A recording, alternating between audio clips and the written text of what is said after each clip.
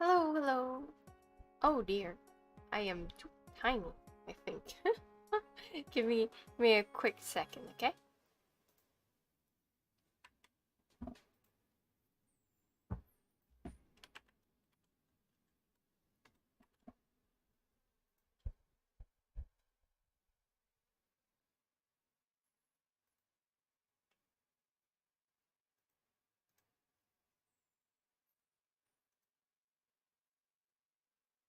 There, I think that's okay now. Let's move me a little. There we go. There we go. Hello, hello. We're back. Oh, so tiny. I can't read hello today. Ha ha ha. That's totally not anyone I know. Miss Mustard Lady. Hi there, we're back! So I had to restart the stream because of some technical difficulties. But yeah, I'm just gonna explain everything again. So, although I've been drawing for a long time, I've actually I've actually taken a break recently for personal art. Most of the time when I do artwork and stuff like that, it's usually for work. So I want to try getting back into illustration properly. You know, where you start to feel like you're drawing stuff mainly for yourself and not just because either you're commissioned or stuff like that. So yeah, that's what we'll be doing today. And instead of me preparing something that's clean and polished, like, you know, I'd have like a what do you call it? Like one of those thumbnails where you just go like, oh, here we have a square, then we have like a, let's say, a mountain, right? Let's say we have a mountain like this. Instead of doing things like that, I think it's best that we start with fresh eyes. So we're gonna start with a blank canvas and with no colors in mind, actually. We're gonna have chat choose the colors. And so before I ended the stream, I actually saw the color that chat gave me. We got the color green. So let's start with the green. See what comes up. Let's go to the bluish spectrum. I think this one's a nice green. What do you guys think? I like this green. It's nice.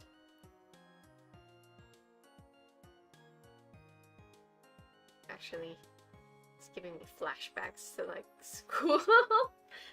Green. Okay. Let's try. Oh, you're gonna do a Bob Ross? Well, I think that Bob Ross actually might have some things prepared beforehand. Like, he always has something, like trees or things like that in mind, but really, for me, we're starting with 0. So we're gonna start with nothing. Oh, I'm still somewhat bothered by chat. I think it would be best if I put you guys maybe here for now. I hope you guys don't mind me like moving you around. Okay. Let's start with a completely green canvas. What about that?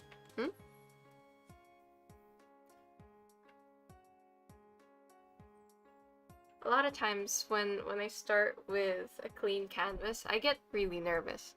When I see that it's all white, I start to think, oh no, how am I gonna fill all this space? Or, oh no, it's so pristine, it's so clean. How am I gonna make it so it looks better than the white clean canvas, you know? So sometimes what I do is I'd actually make it a little messy beforehand. That's why when I used to do art in college, I used to draw and scratch you know, like I used to draw on like scrap paper, things like that. Makes it less, makes the pressure less, because you start to feel like you have, like you start to feel like, oh, this already looks kind of so I think I can at least make it better than garbage. So let's start with a nice green. Now what I'm thinking about is I'm trying to decide whether we're gonna go with portrait or if we're going to go with a landscape. Honestly, landscapes aren't my strong suit. So I'm going... So right now I'm just gonna let it flow, but I'm leaning towards making a portrait. Let's see. Something green. I kind of like the look of that.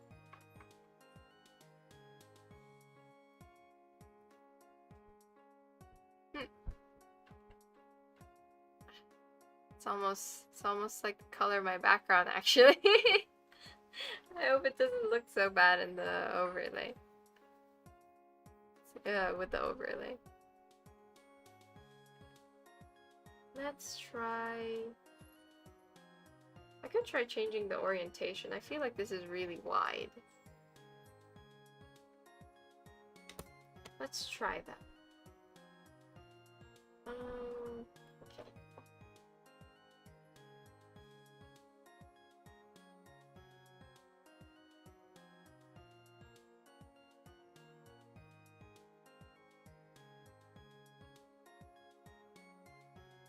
Let's try...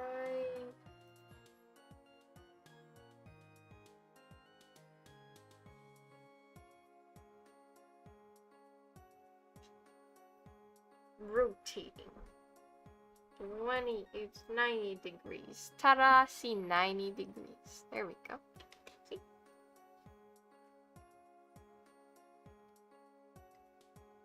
Because I feel like when you have the landscape, it feels very, very wide.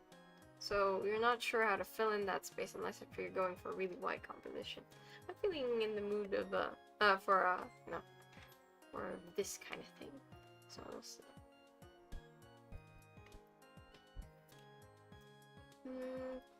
Or maybe it's too long. I'm only now realizing how long it is, actually. Okay, well, let's just work with what we got. Then we can make some tweaks later.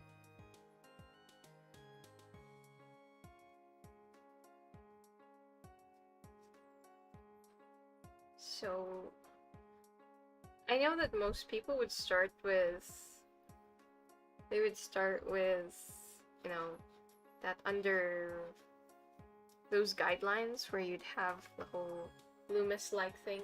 It's like, you have a line in the middle, you have this and that. But personally, I'm not that much of a fan of doing that nowadays.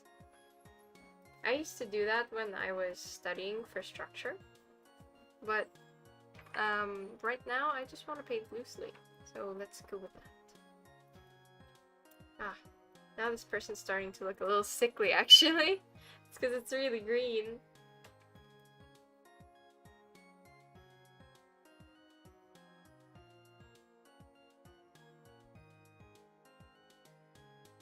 Okay, so we have a base. Ta-da! We have the start. Looks very, she looks like she or he. I don't know. It's a person. Looks very sickly, actually, because of all the green. I can imagine like one of those like horror portraits where it's like, ooh. You have one of those things. Instead of having strict guidelines, like these ones, where you have this one, this one, this one, this one, and all these lines to tell you where things are. I like to go for shadows and landmarks nowadays, because everyone has different landmarks. So you have Yeah, people with lower cheekbones, right? And you have them have these like droopy faces. So you can use the shadows that they cast as a way to fill the form instead of having the strict guidelines, because you start to get stuck in the same standard when you do that. The Great Mount Rush one. Yeah.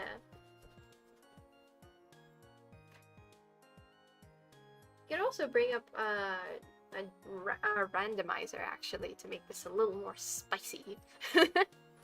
But maybe we could do that some other time. Let's start with this first.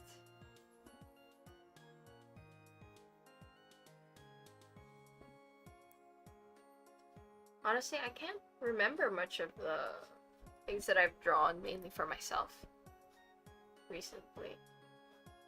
Most of what I've been drawing lately is for work or for, you know, the assets I make for the streams. And sometimes you start to feel like it's a little sad because you go into the career of being an artist so that you can do what you love more often. But what happens more often is that you start to feel like the thing that you like to do is just work now. Before, when I was younger, I used to hear that all the time, but I never really understood it. Now I feel like I do, but the difference is I still haven't fallen out of love with art. Because it still takes me, it's still, a lot of what I make still has a lot of love in it. So I don't feel like it's completely gone. But I do see that perspective. Oh dear, wait, give me a moment. There we go. The mic was falling over, sorry. I feel like this person would like have a high hairline. Whoever you are. You got one of those 5 heads. Try trimming it down though.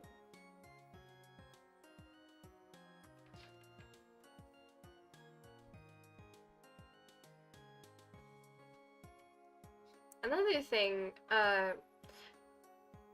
something that's quite useful when you're like working loose like this and you don't really have much of a direction of what you want to go to.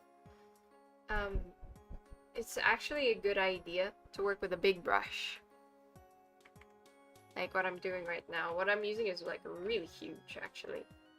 This is not for fine details. The good thing about this is working this allows you to work loosely, so you don't focus on something like if you're trying to paint a face, it's not a good idea to go in like this where you just have the small details and things like that, because what happens is you start to get too caught up in the details, so you start to miss where everything else is. Like you can end up with a face that's all the way over here when, you know, you could have it a little more spaced out if you think of everything from far away. That's why a lot of artists you see, like ones who use like their hands to measure things like that, you see them look at viewing distance. Really helps a lot with figuring out what you want to lay down before you finalize everything.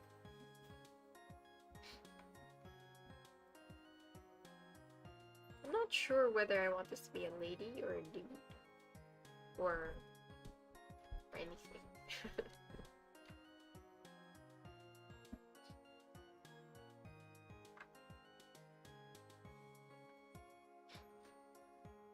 Maybe one of those ladies with the really pointy chins.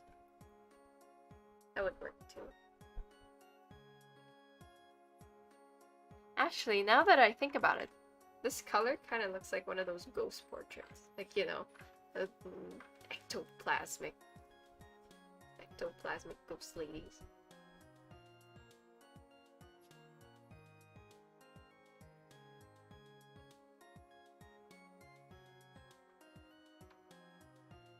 Let's try adding in like a cooler gray to tone it down a little. To bring everything. Let's see. There we go. Not sure what to do with the hair right yet. Right now we have these colors. It's very sickly. Something about it is a little charming.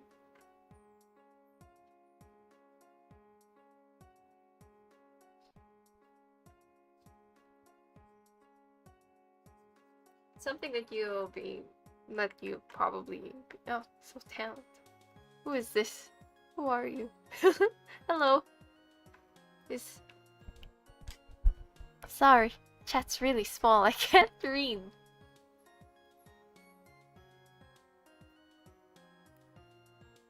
Thank you so much. Welcome to the stream. I'm actually not wearing my glasses right now. It's not a good idea to it's not a good idea to draw without your glasses. I guess sometimes.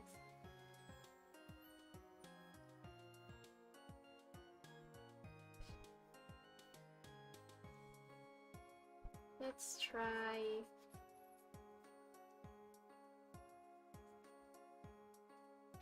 You know, my default whenever I draw, I always draw people with short hair. I'm not sure why, but I find it kind of nice because a lot of people with short hair have a lot of movement because you see a lot of triangles for the tips.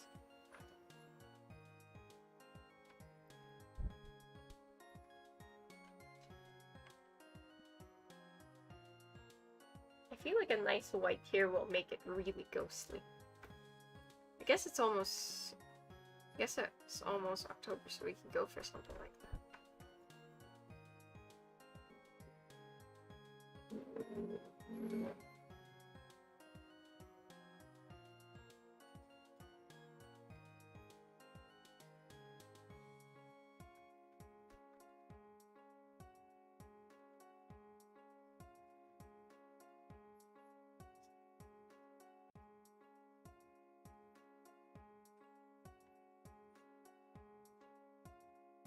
So right now,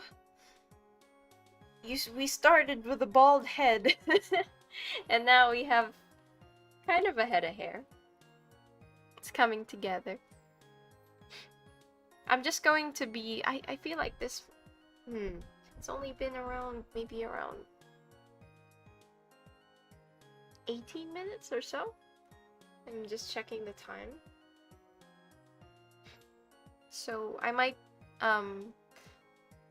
so if I finish this early, I think we'll be able to do like a few more portraits before we finish up.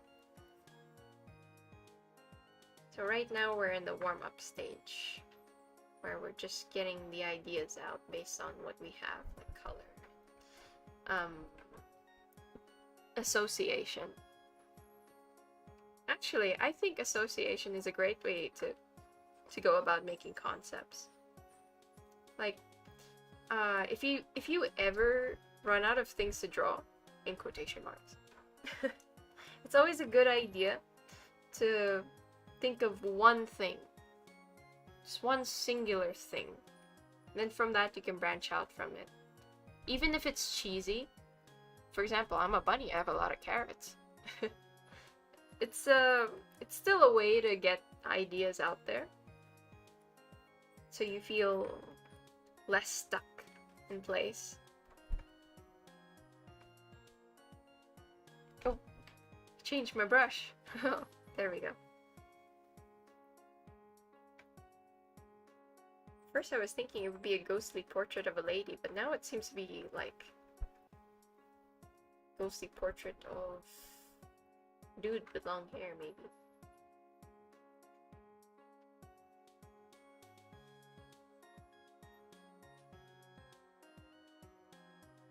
ears. I'm not a fan of... I haven't drawn in a while, so like ears have always been a little bit tough for me. So I could see where my weaknesses are.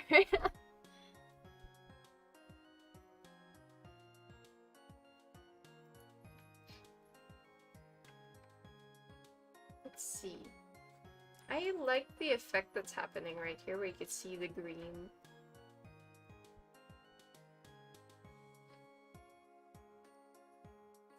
Let's see.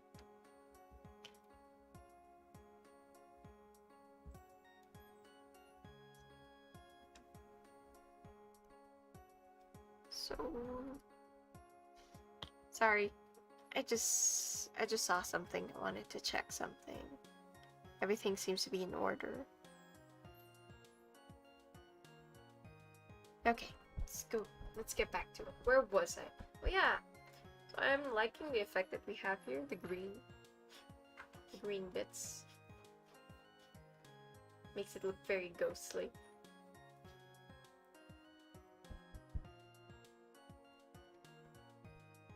If you guys want to draw along too, that's great too. You can have a nice fun time.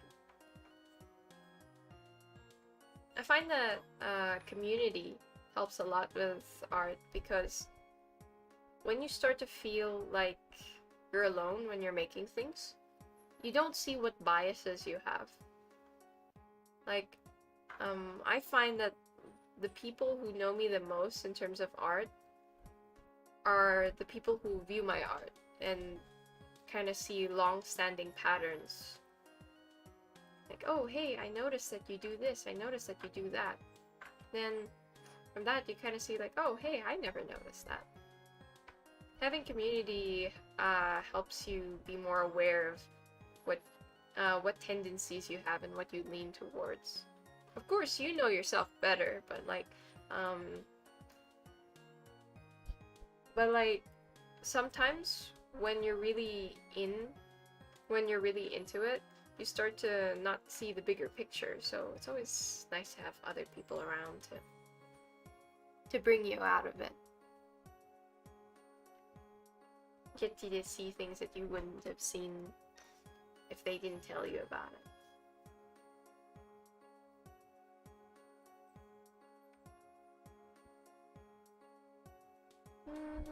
Let's see. This guy has no clothes. Bare-chested. Let's try adding some clothes.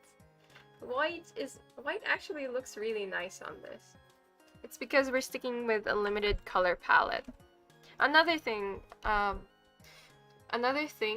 about not having things to draw is like you also what do you call that?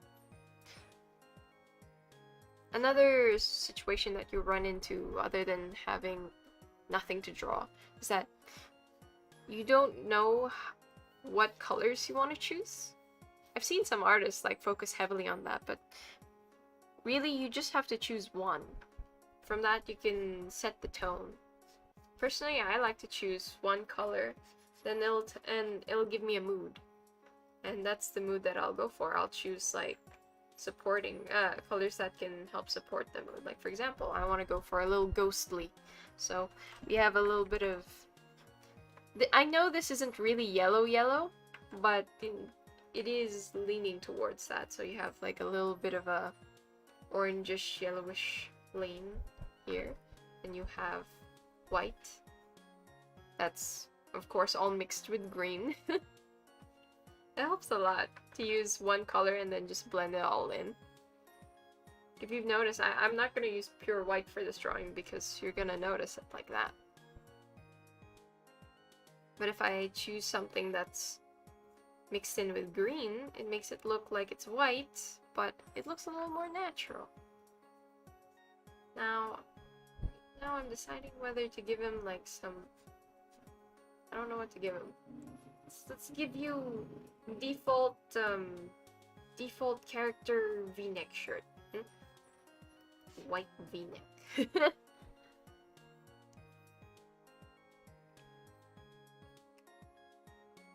What's this?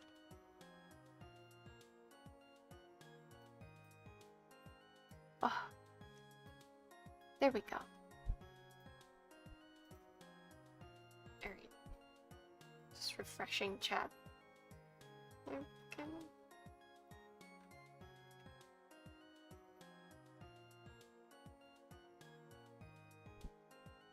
No, I'm somewhat excited for Halloween.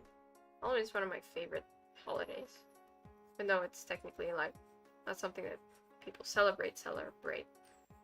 But that time of the year is very nice. The burn months are really, really chill.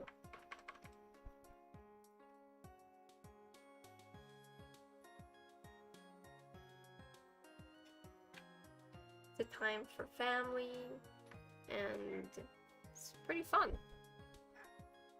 Well, not October. Oh, well, I guess kind of. No, wait, I'm thinking of November.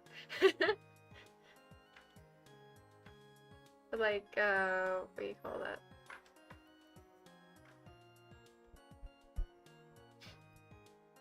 Like, the burn months are nice because you have a lot of seasons where you have something to celebrate.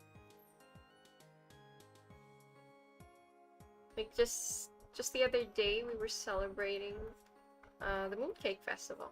It's quite nice.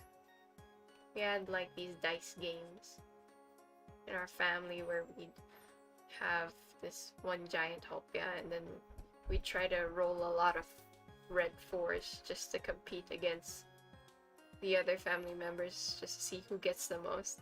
It's pretty fun.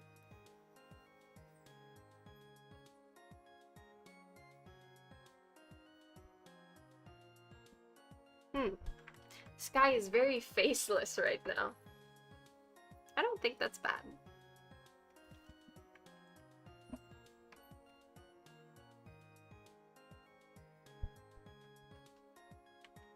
We could try... Seems like our color ranges seem to be quite close to each other. So, by that I mean, this is very... Nothing stands out in terms of contrast. So we could try to build up to giving it some more contrast later once we have a better foundation. As you're seeing now, I'm actually working with a smaller brush because we're starting to get into the smaller details, so it's better to work with something smaller to make it more cohesive.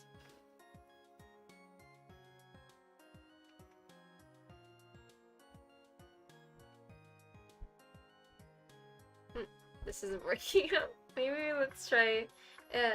if making something darker doesn't work out, you could try the opposite. You could try making it lighter instead. Yeah.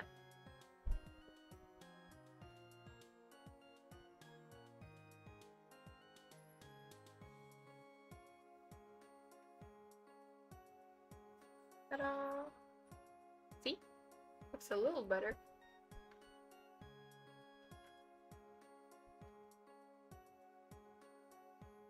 I think we can move on to the face now. I'm focusing too much on the neck.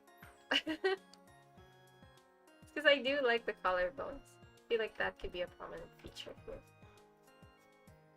Could have the top part of his face a little gaunt, a little darker. And then everything's illuminated a little bit from the bottom, something like this.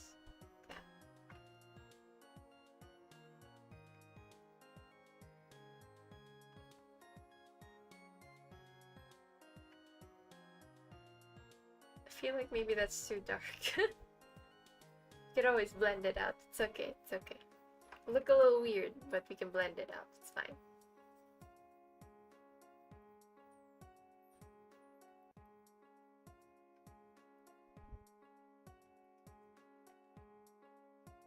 Now, other than... whenever people talk about having control... Oh, oops, sorry.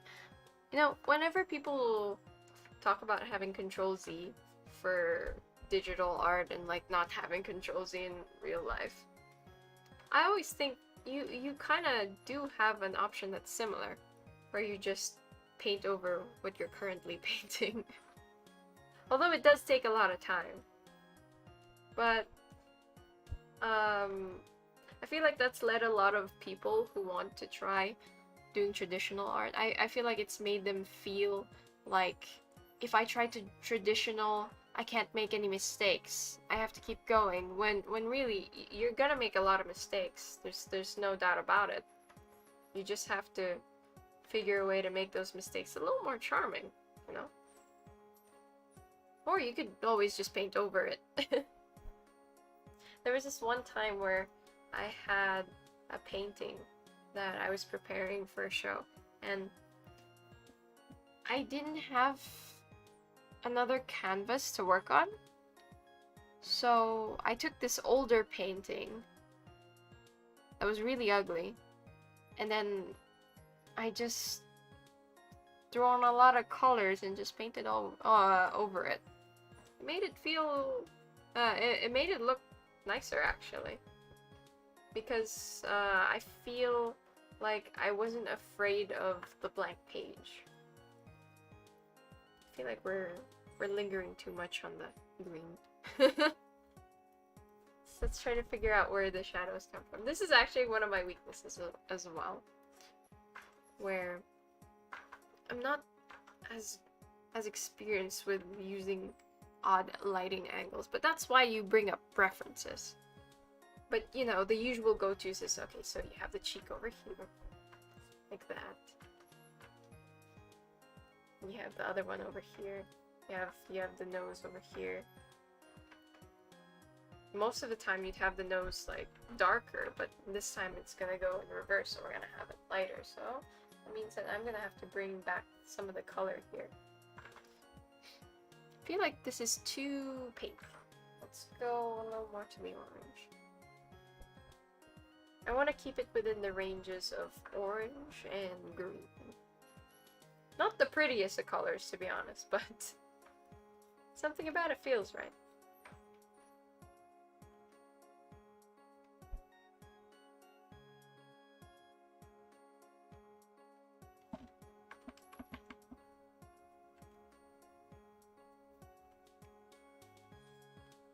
Okay, let's go into the finer one, just to lay down some details. We have a face here, newt, snoot.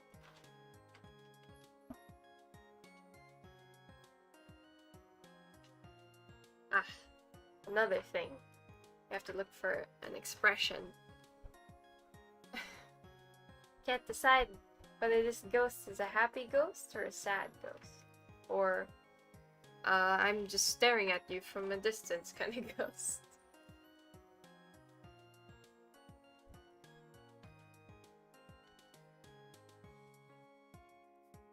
Maybe if we build up the hair a little more, feel a little different. Not sure how I feel about this face. This is why whenever I paint, I try to fill in other details as everything goes along, because you run into these situations where you kind of have everything in the right place, but you're missing one thing. And when you miss that one thing, you start to realize like, oh no, I don't have a direction for the eyes or the nose. It's also good to lay those down as well, the initial process. So we'll do that next time. Make him happy. Like a hey there. It's nice to see you today.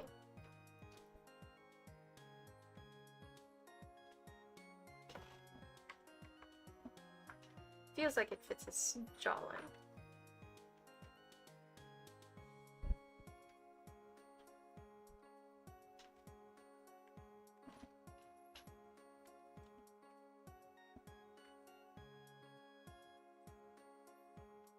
Ah, here's the vampire smile. We gotta work this out.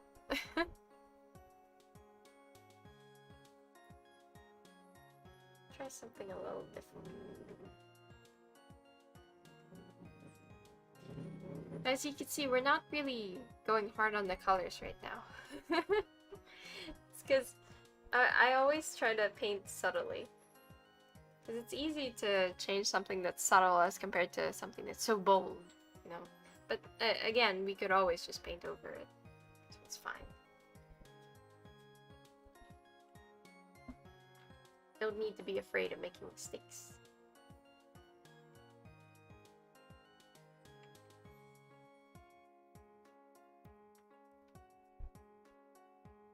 feel like he has a nice direction for his hair, actually.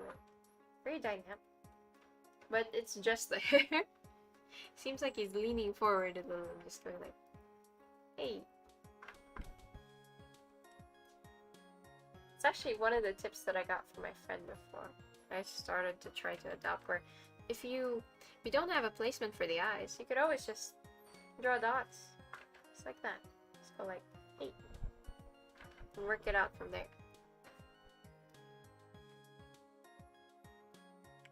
It's okay if it looks like a little silly.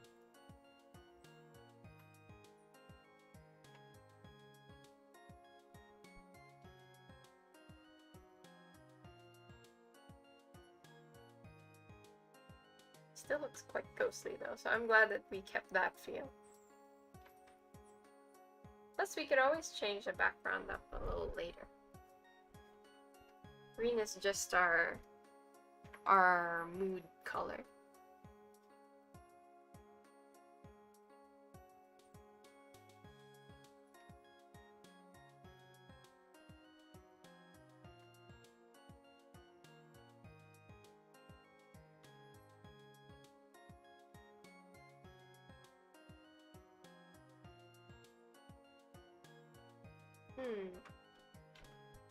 The journal line. Guess we have something going on now. It's still rough, but it's working out.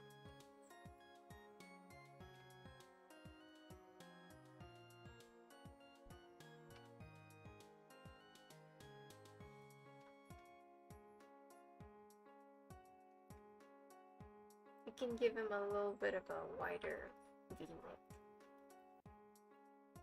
Because I feel like his neck's floating a little right now. Looks like he's a little hunched forward. His shoulders are shirking.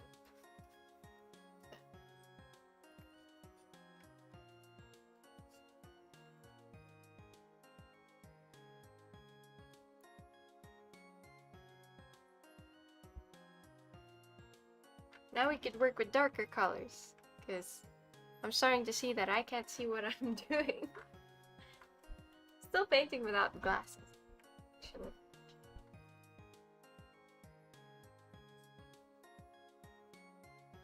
There we go. We have something to ground the details in.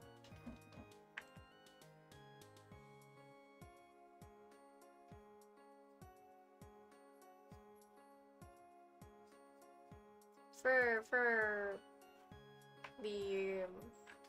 the early days I had for art studies, I used to actually not be able to draw full bodies as well, because what would happen is I'd have a face, right? But I'd end up not having a body to connect it to that looks like it belongs to that body. It's because the style I draw for the face is different from what I draw for the body, so instead of working on face first and body, what I started to adopt is I used to work on body first and then face, because working on the bigger forms first helps set everything in place for the face. Kind of works with what we were saying earlier, where it's like you wanna think of everything in macro first before you go into the micro details. I feel like this is too dark. I don't know what eye color to give this guy.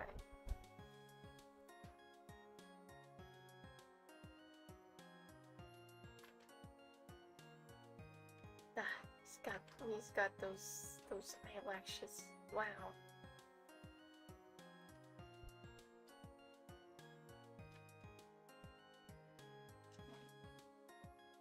It looks kind of silly, actually. It's like he has paint on his face. But we could work that out. That could just be like a greenish cast here.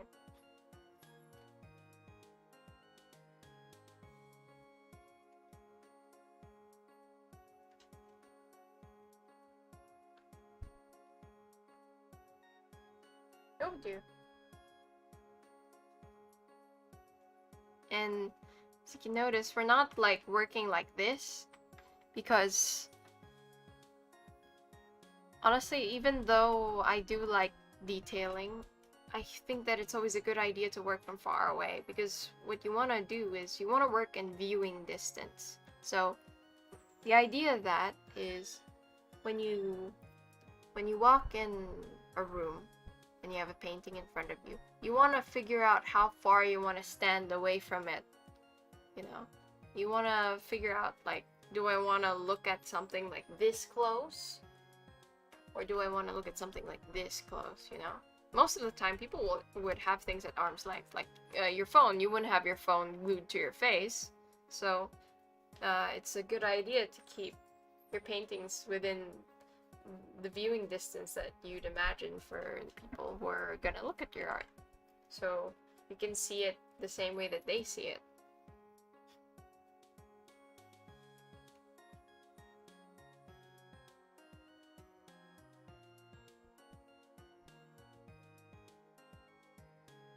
Here we go. He doesn't have a nose right now. We'll figure it out.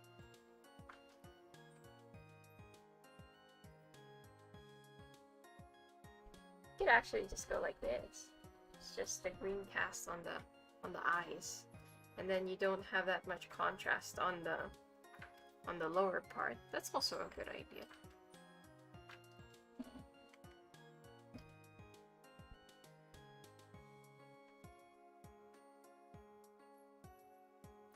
Let's work with this first, and then we'll figure it out later. Let's figure out the eyes and the expression hands.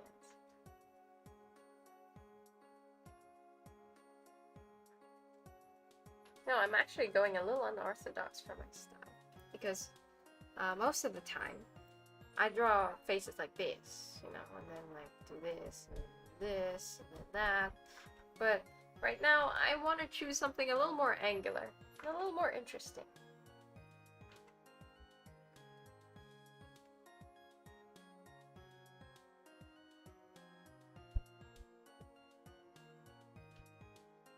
Let's work on our shape language.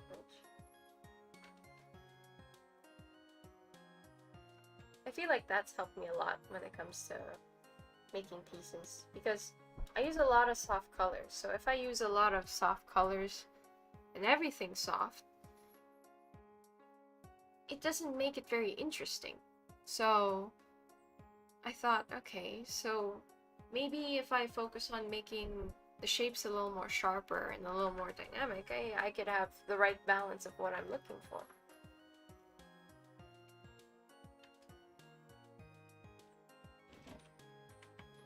It doesn't have any eyebrows.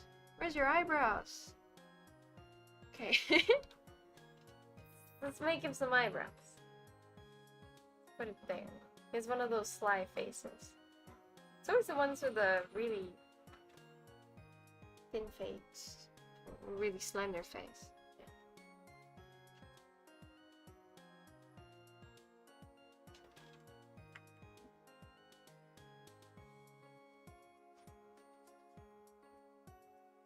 Oh, right! I forgot to tell everyone, but if you haven't noticed, I've been painting in one layer the entire time. Oh no. Well, I know that most people go like, oh no, I've been painting in one layer, but personally, I find it a little more freeing to work in one layer. It's because the way that I work in general is I like to move things around instead of having to delete certain layers and then repaint them. I mainly use layers as options in terms of direction instead of like building, using it to build my painting. So we're working in one layer, so everyone's aware. Ah, he looks like he's looking down on you with one eye. Like, huh. The other one, he looks a little more happy and dopey. So I guess I'm gonna decide what direction I want to go towards. I kind of like this eye though, the other one.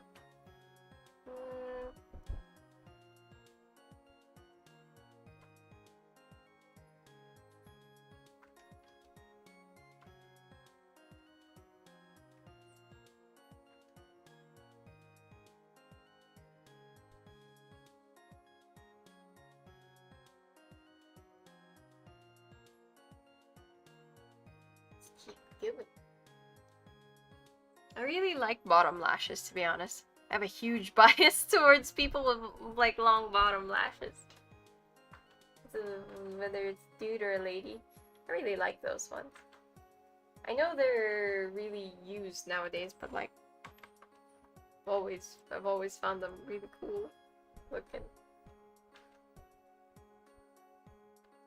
People have those under eye bags. I'm not sure whether to give him one of those. I guess we could. Give him the puffy eyes.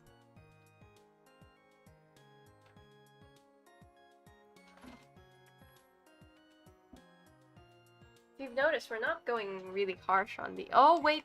Ah, Shmoop! I forgot. You didn't see that. Ah. Damn it! You guys saw my folders. No! Ah. Well, I'll cover that later.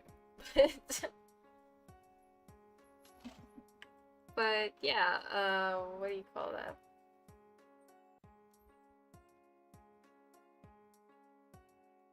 We're just going to continue to add eye bags to this one guy. Alright, let's try to put some more of these side things. The hair mainly frames the face, so being more decisive with the shapes around it makes it easier to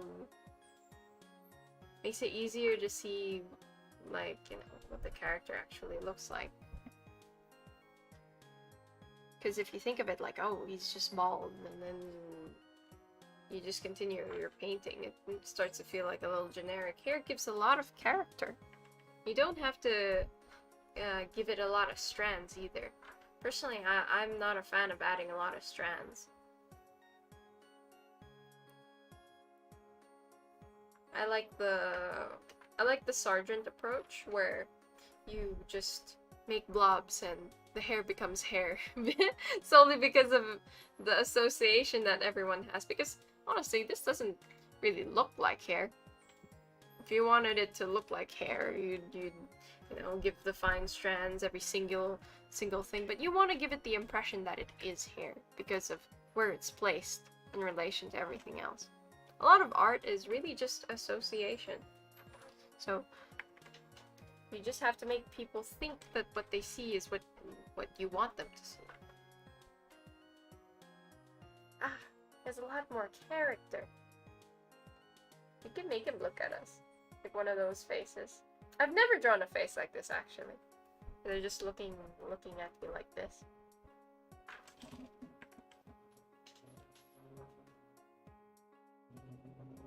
Let's try that. Just a little more excited.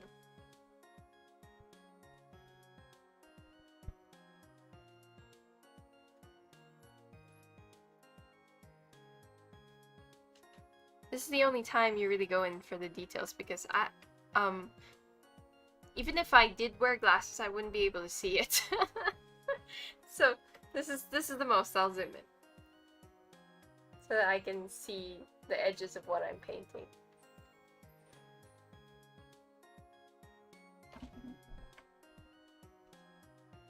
Look so happy. So happy in life, Mr. Ghostman. There's a lot of character, actually, for the face.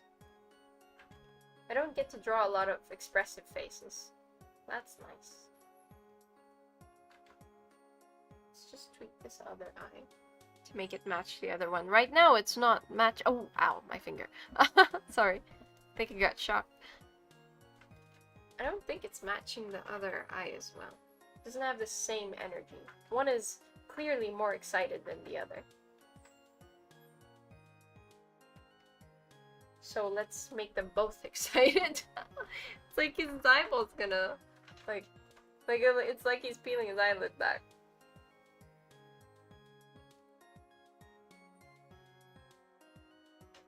Huh.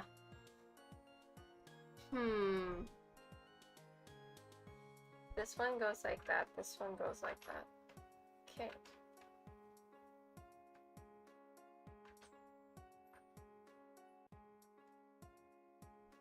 Giving him really thick lashes right now. It's because I don't want to make everything too thin while we're working on it in its early stage. You want to go in for the finer details later. Or at least, you know, if you don't want to go back and refine, you could always just give it a sort of impression. It doesn't have to be really fine lines. It just has to get the point across. So happy. What are you happy about, guy?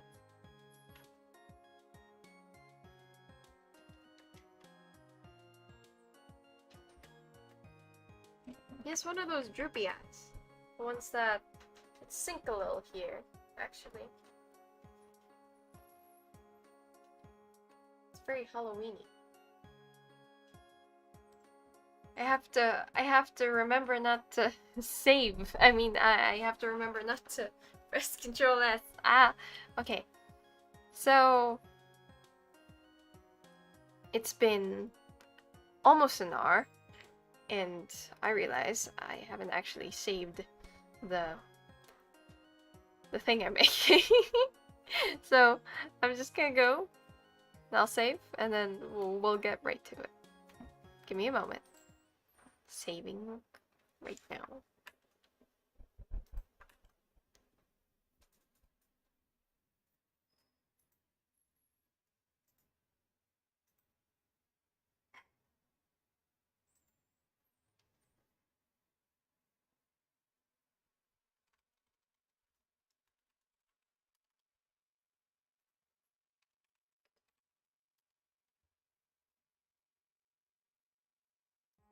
And we're back. See, we've saved. Ta-da!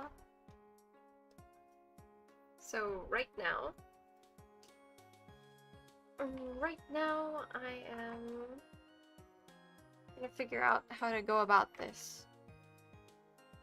Now let's get back to viewing distance. I'm not sure what we want to do with his nose. I feel like we have an idea of where to go with the eyes now. Looks a little bright-eyed. A little crazy-eyed, too. See?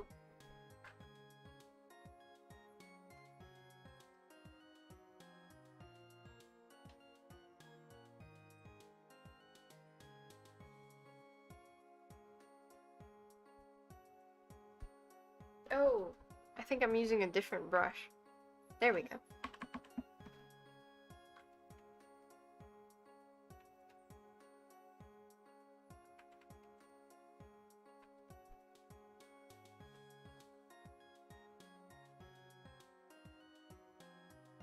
I know for a lot of artists, they would be around almost done at this point for a warm-up, but but I like to take my time with things. It's because when I make something, I don't like having it go to waste.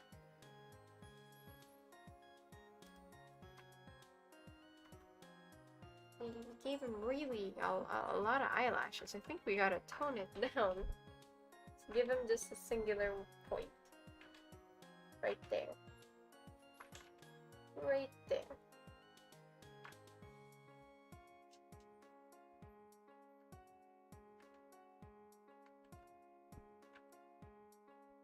Right, so I think we can move down to working on the bottom half of the face.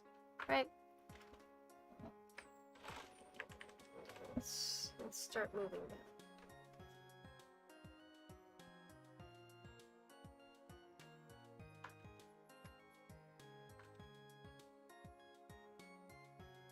So we had him do a happy, but for that we're going to... Oh, that looks horrifying. For that, we're going to have to make it a little bit wider, I think. It looks like he has a milk stash right now, but trust the process.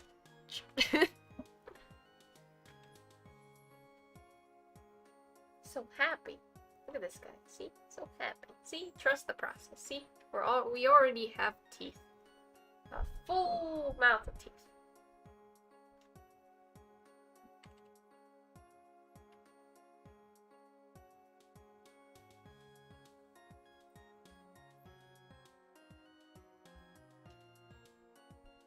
Right.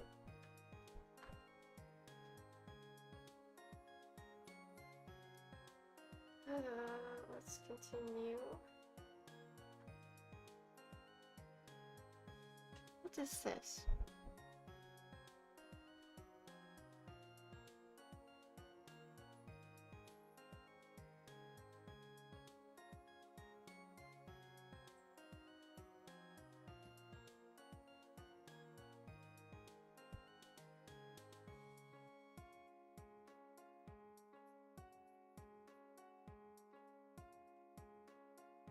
Okay, see? We have a face. Although it doesn't look as cohesive right now. But that's what we're gonna work on next.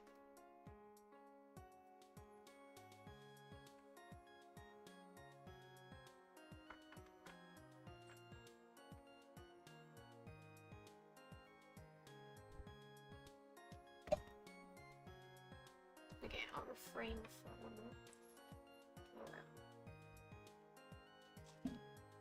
It's very Halloween.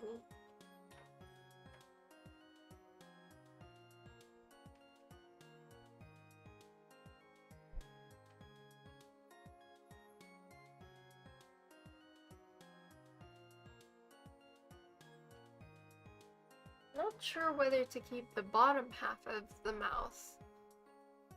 I feel like he can have his mouth open, because it makes it a little more interesting that way.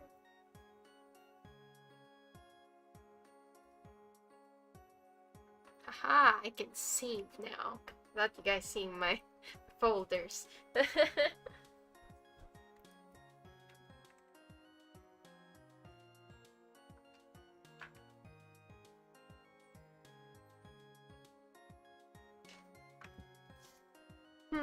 Okay. Right now, starting to look like I need more darks. Because we have all of the mids somewhat in the same range. We just have to make it a little darker.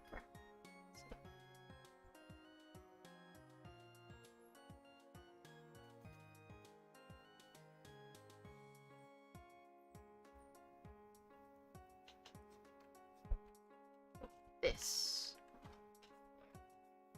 There we go.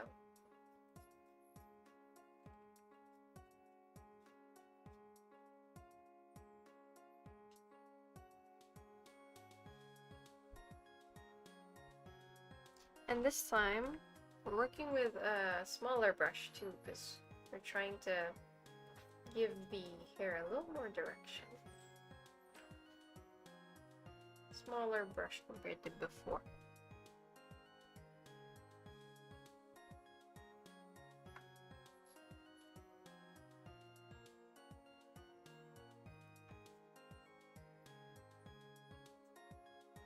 Give him a little bit different here, actually. Make it that. Good, make it... I'm not quite satisfied with the hair. Even though it has the right idea, I'm not a fan of the top. Feels a little bit flat.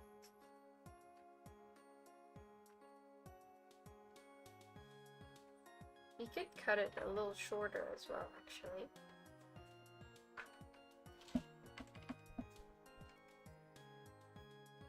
Sorry, I'm quite a slow painter. I hope you guys don't mind.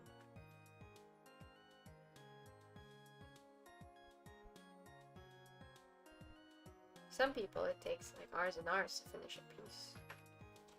What people can do in 3 hours, I can do in maybe 8. Full work day. And that's why my personal art has been halted somewhat. Now I'm starting to feel it.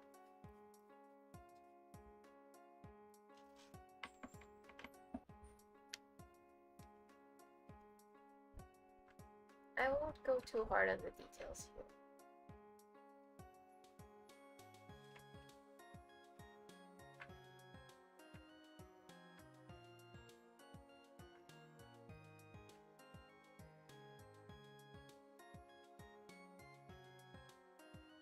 Let's try.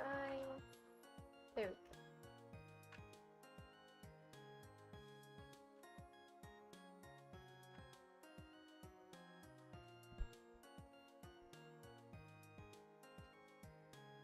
Man, he's got good eyeliner. Well, no, it looks somewhat messy because you can see the top bit. It looks fine.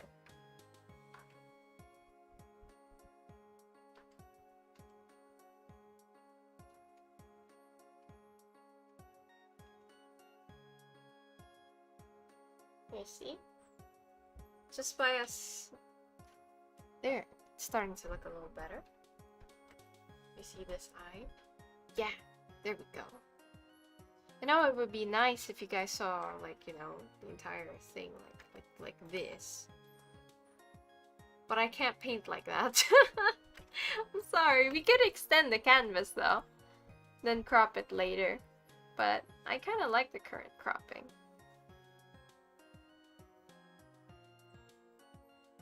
So we're just doing like quick portraits.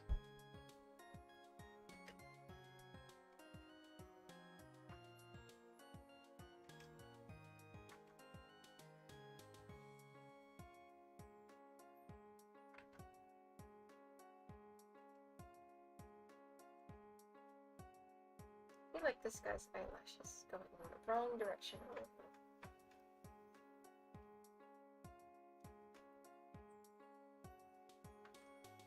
There we go. It's okay to spread it out a little.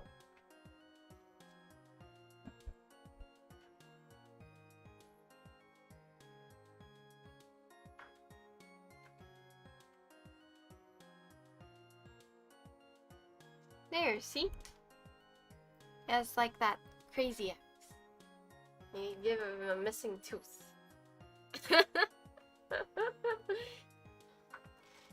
yeah, let's try doing this. It's a better smile.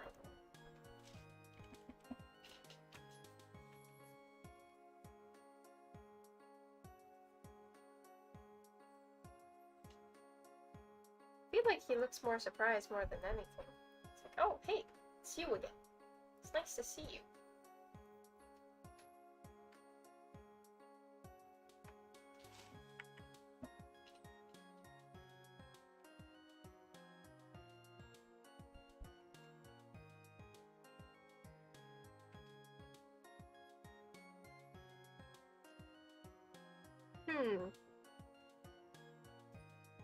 I feel like we have to work on the nose to make it feel a little more cohesive, because our eyes are pretty much there already, but the nose isn't anywhere near done.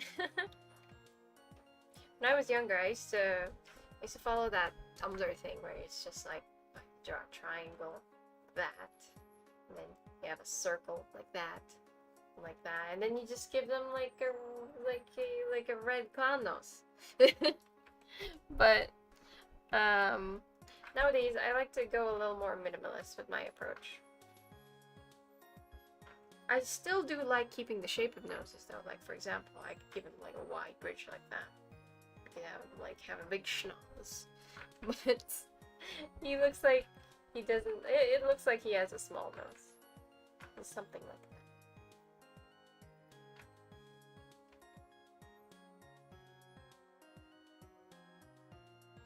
Well, maybe see the underbit a little too much.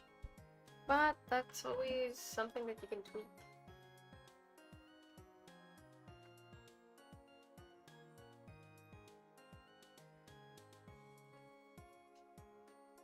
Sometimes I like to use a triangle for the bottom. I can figure out like what I want to do. I use triangles like placeholders because there's some people like to use circles, like, you know, circles like for eyes like that, and then like circles for nose, circles for the tip of the nose. But personally, I'm more of a fan of triangles because the face has a lot of triangles. So if you want a sample, you could look at this alone. This part right here can be condensed into a triangle. Just make everyone like Deadpool or Spider-Man and you have your guide. Just give them all those giant superhero mask things. Then you can give them like triangles for noses too. This will help you if it's going in that direction. You have triangles for mouths. Triangles are everywhere. See? Triangle. Very useful shape. Very, very useful shape.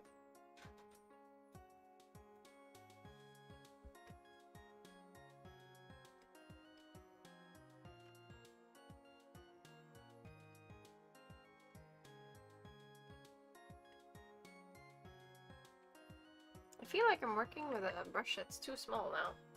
So now I'm getting a little stuck. When you're stuck, you could always paint wide. You can always use a bigger brush again. Because it kind of helps to muddy the waters and then try to filter it out again. So you can actually get a better idea of what you're doing.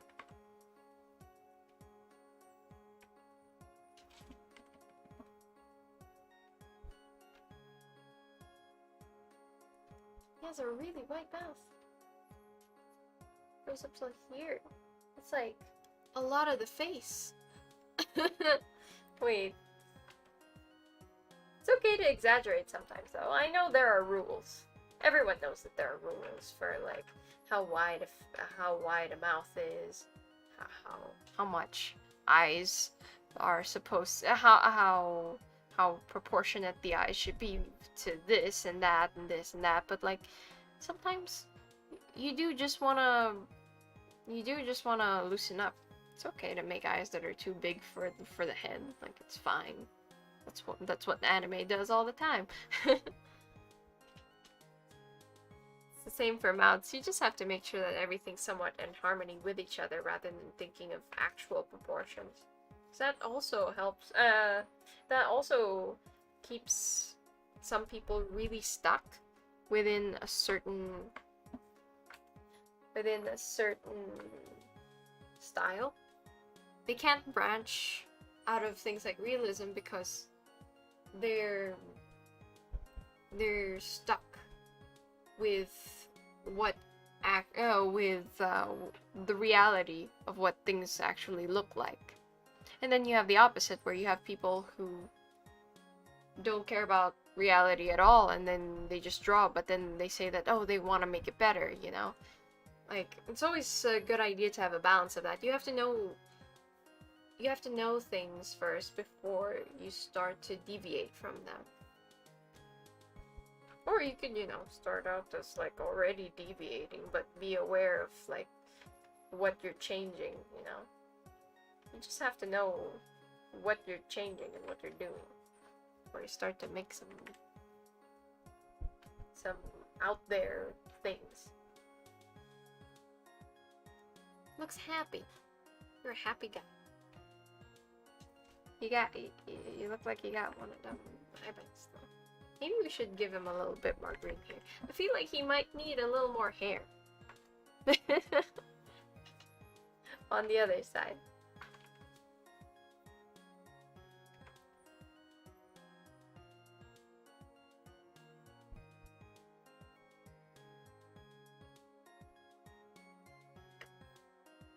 This one works out well.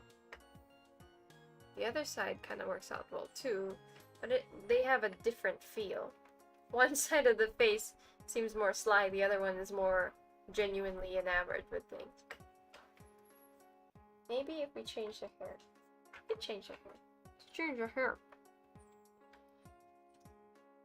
Actually, now that I think about it, he's starting to look more like a howl. Maybe we need to change that. Do we trim? Do we give him a haircut? Do we like give him something really out there? Do we make it short? I'm not sure.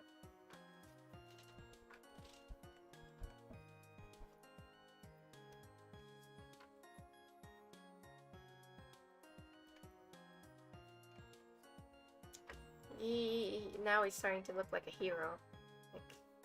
Like, not a hero, but like hero from a movie. Oh no! Wait. That checks out.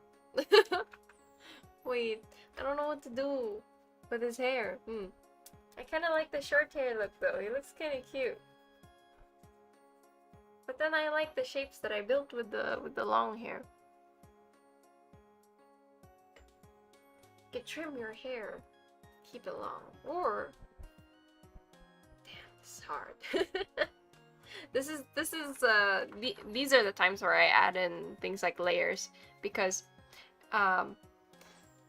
whenever I'm not sure about what I want to do, since I paint in one layer, I like to add a second layer.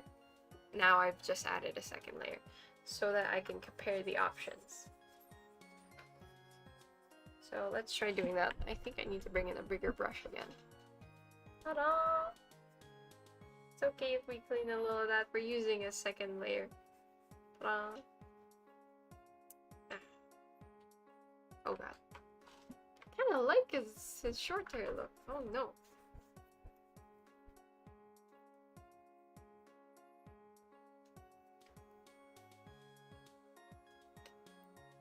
Here he looks really young. Here he looks also really young, but different. I have an idea. So I was thinking about this earlier. Let's delete that. Let's turn him into a pirate.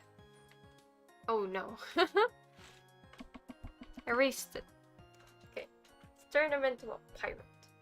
That's how I'm feeling right now. Give him the earring and everything. Seems like the kind. Seems like the sort. Okay. Okay. See, ta-da!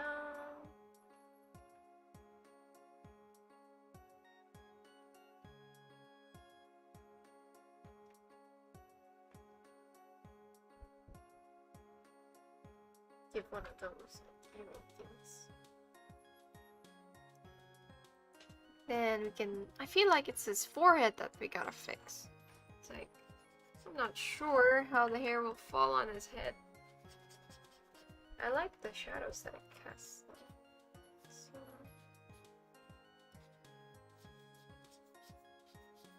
Giving people haircuts.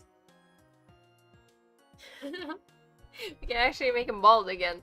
But I don't think I'll do that. So, if this is the hairline, we can make it go something like that, where it's all coming from the same area. He's got like one of those swept things. Or he has like things coming from two directions. That. But it looks very much like what we did before. So, maybe it's also the top up here. That could also help. Sure whether to go smooth or a little messy. Let's see.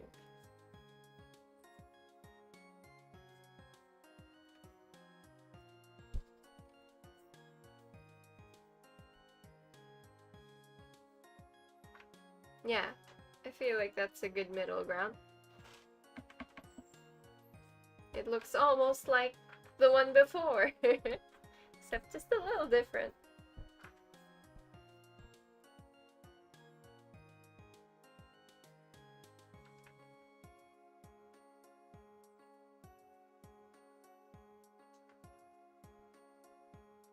I want to make some of the hair hit his eyes for some reason. I just don't know how to do it yet. Make it like those slender, like those hair strands are just like that. If you have too many, it looks a little messy.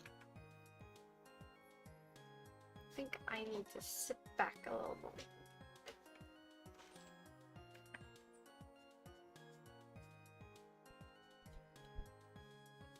Let's make it go towards one side. And something like that. I'm not a fan. Not a fan. I kind of liked it when it was a little bit more big and messy earlier. Maybe I just need to make it dark.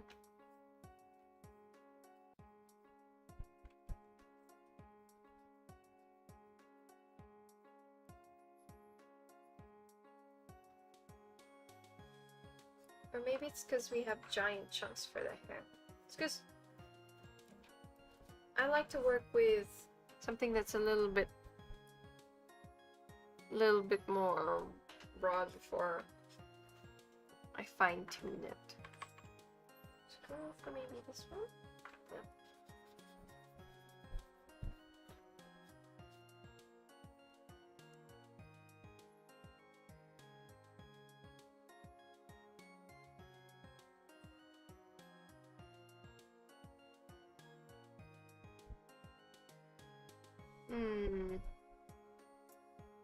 Maybe let's just clean the mouth for now. We could come back to think about the hair.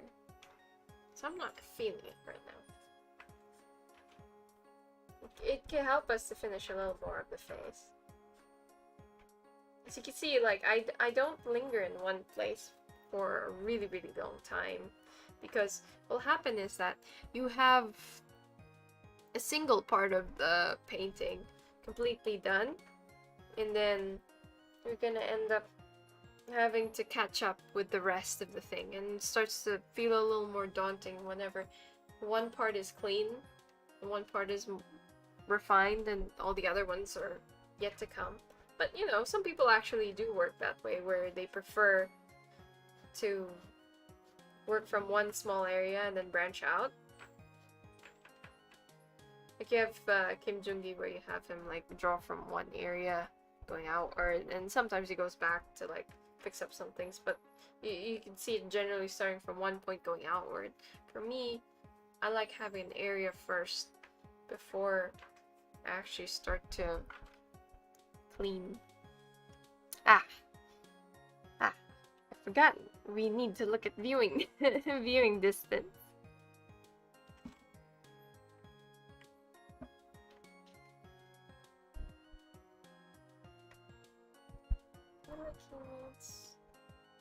I feel like his face is slanting a little more than usual. But then if we add this, he's like one of those people who have like this kind of face. I've seen people with this face where it's just like...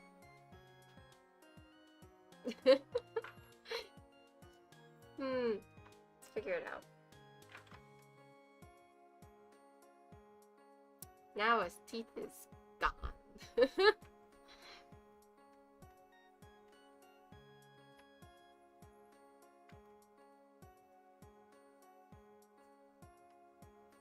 I guess we could make the other side of the face a little wider.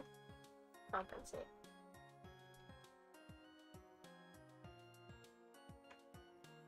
It looks like he has gums at this point, actually, except we can't show the gums. Oh, this is so bright. It's a bright orange. I kind of want to put this somewhere in the painting, though. Like, this is something that I like to do. So all the colors that I have are very mellow, right? They're all kind of in the same range. And then from that, I have some things that stand out a little more. So you have something like, let's say this one, right? And at the end, I like to add something really bright to make it stand out a little more. But we're not going to use orange. I feel like it's too much.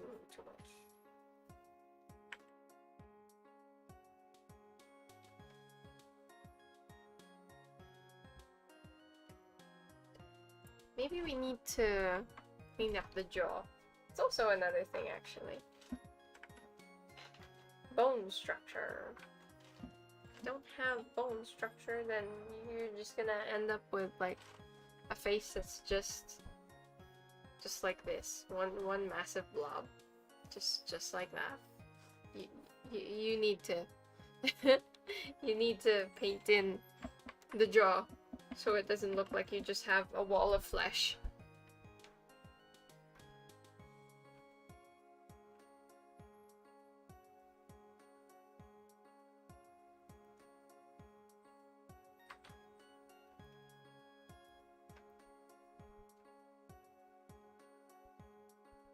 Hmm.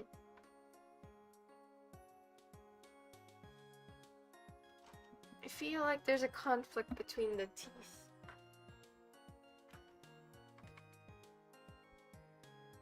Earlier, it felt a little more natural, actually. It's just that I can't figure it out. Hmm.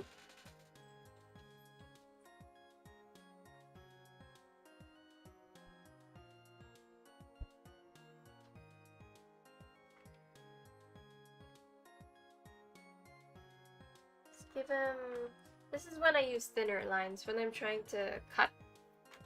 So, I mean not actually cut it out, but rather when I'm trying to cover certain parts of the painting to cut out the details that I feel makes the shapes more messy, because you have these edges that are lost edges, right? You don't see any harsh lines, you don't see anything. That's good sometimes, but sometimes you want to have a little more direction with it, so the eyes can figure out, like, is this a jaw, or is this just one face neck, you know?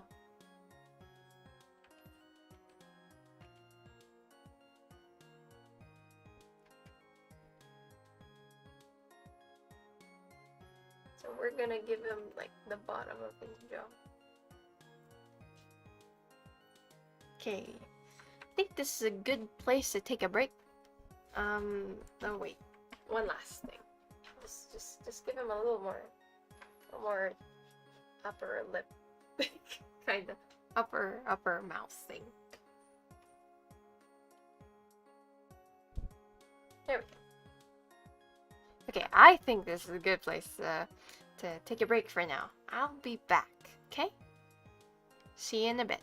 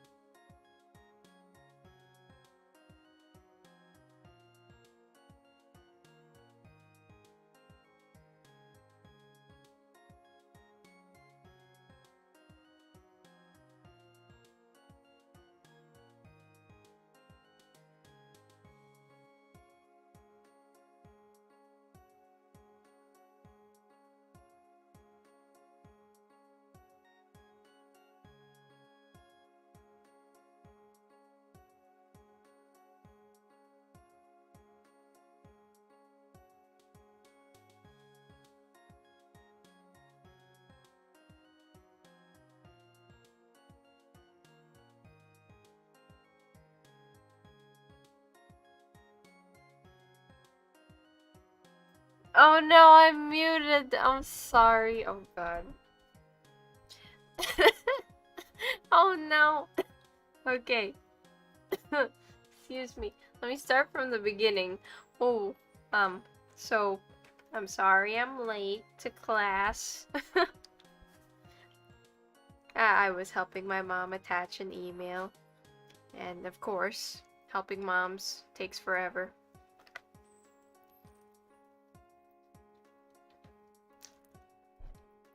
And I got really hungry, so I got some spaghetti.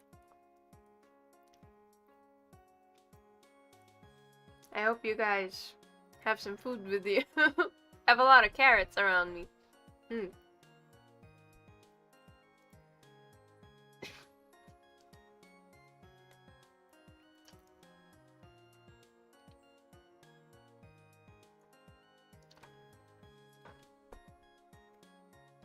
So, what I was saying was,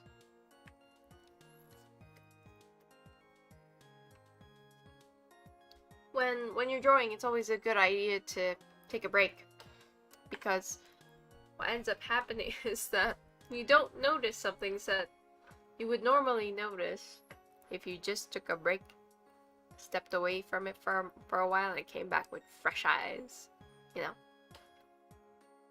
For this one, I noticed how tiny his nose is, just like that, and how giant his forehead is.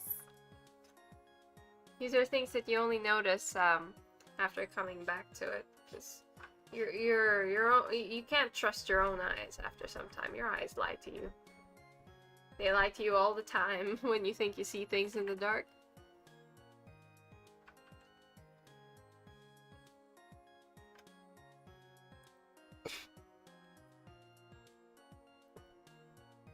So, we're getting back to it.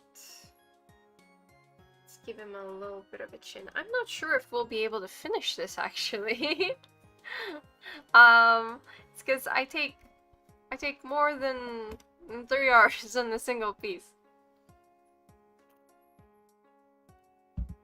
But we'll try. We'll get as far as we can. You and me.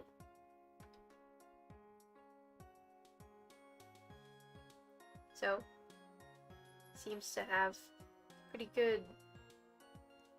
Not sure whether to give him, like, excuse me, those cheekbones that go like this, or the ones that go like this. I'll give him a square jaw. Let's give him something like this. Excuse me. Sorry.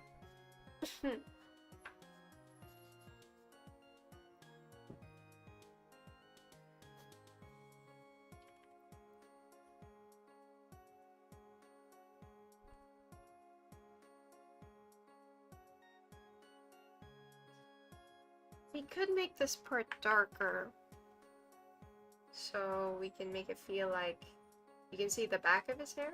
Because, like, right now it looks like the hair is like just going to the front. And it doesn't feel like he has much hair behind him. So we could darken this up and then make the lighter strips like this one, the ones that are going in the front. That's also a good idea.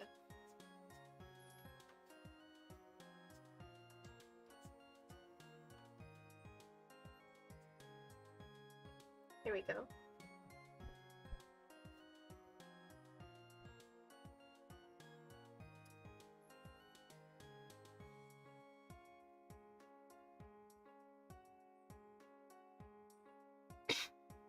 So, you can have the hair come up from behind, something like this. Now that we have fresh eyes, we can also kind of figure out how we're gonna go about this.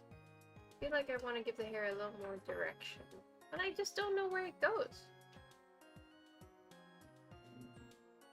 But you know, it's okay not to know right away. You don't have to know things as soon as you see it. Sometimes you need time to process it. give him like bangs. One of those. I broke up with my boyfriend, so now my hair's just like this. Wait, let's give him like something nice. Ah, it's the one that goes like the. No, no, something actually nice. Damn, he has a bad haircut right now. Look at this. Look at this guy. This is pretty not so bad looking guy. Oh no, now he's looking somewhat like James. He could be like, yeah, like the hair. Or like protagonist of some. Am I thinking about Dragon Quest? I don't. Let's try to give him some different hair. I'm not sure what I like to do. Man.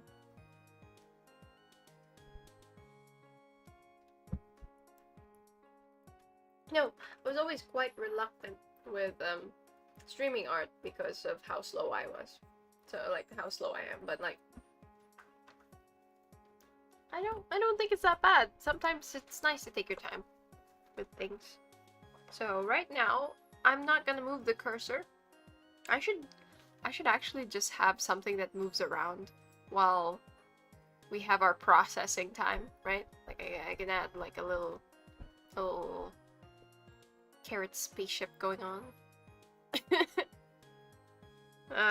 My own internal brain loading screen while we just sit back and look at the art. So what we're gonna do right now, right? So we're lost. So what are we gonna do? We're gonna lean back and we're just gonna stare at it. I'm staring at it from 2 monitors.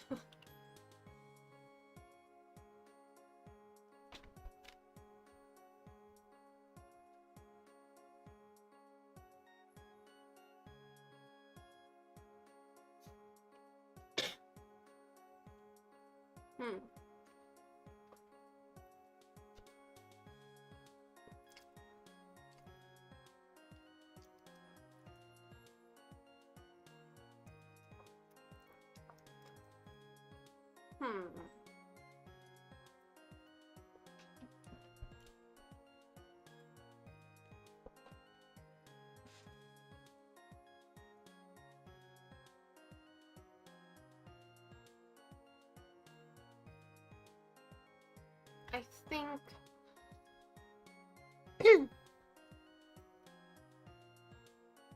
okay, let's give him a little more depth. I feel like that might be what we're missing. So we're gonna give him like a little bit darker hair in the back, because if we do that, we can make it feel like like he has a little more depth. You have the front be lighter, you have the back be a little darker, so you can have that distinction. Oh, I like this color actually.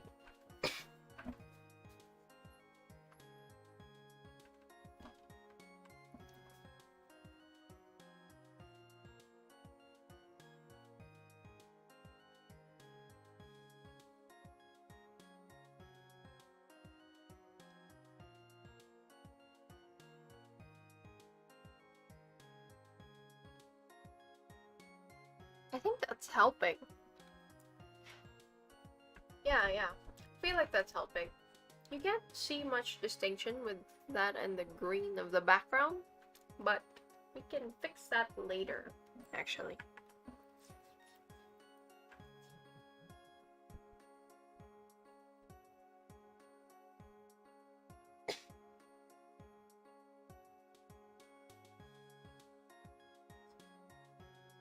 There we go.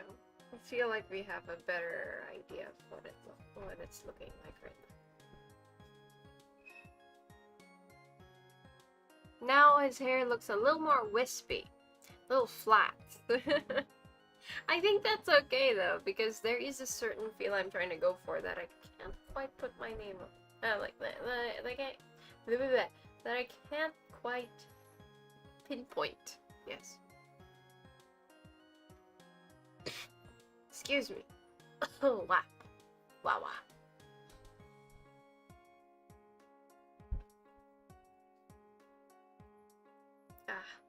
one of those here. He has that hair again. What are you doing, dude? You just have really flat hair.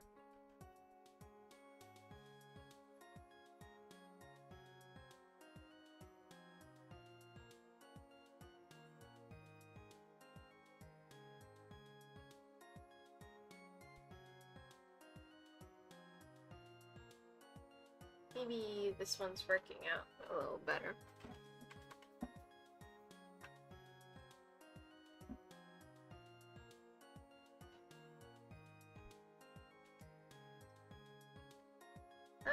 Eyebrows! Now we see his eyebrows! Earlier, we couldn't see anything, excuse me.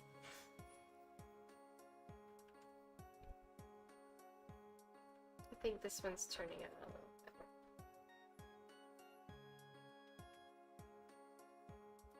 Yeah, we're giving him like that wet hair look. Like, okay, I can see it already. You're swimming. Or like you're on a boat, and out in the distance, oh, who's this?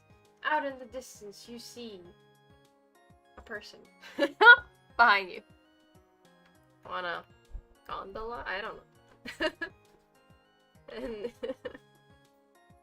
just stares you all wide-eyed, like hello. He's got the wet hair and everything. Yeah. It's working out. It's working out.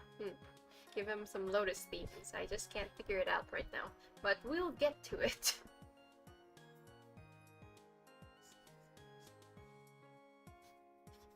No, I never really think much of the story when it comes to the art that I make. Oh no, the baby! Ah, give me a moment. The baby is demanding outsies.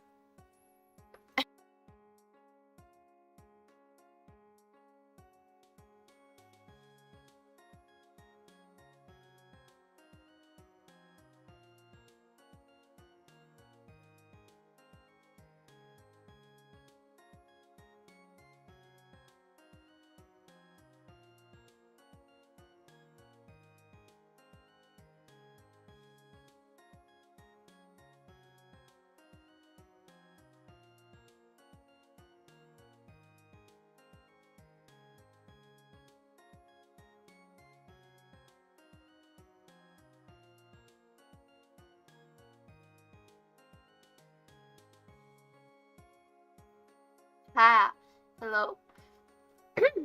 Excuse me. I've returned. I let out the dog. So, where was I? I can't remember what I was saying. I'm quite the forgetful one, actually.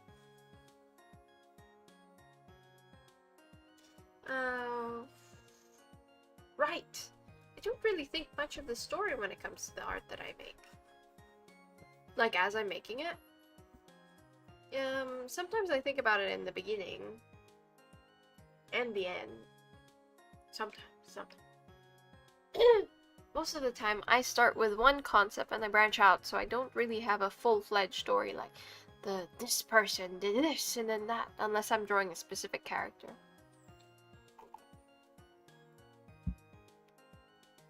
Ah, now this guy looks like he has a huge head. We trimmed his hair, but now his face is so wide. Seems to have a wide face.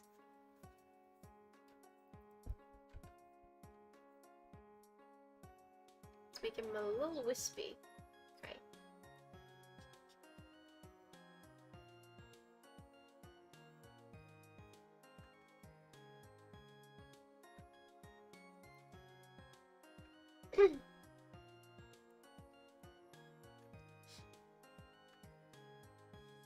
Yeah, I can see it.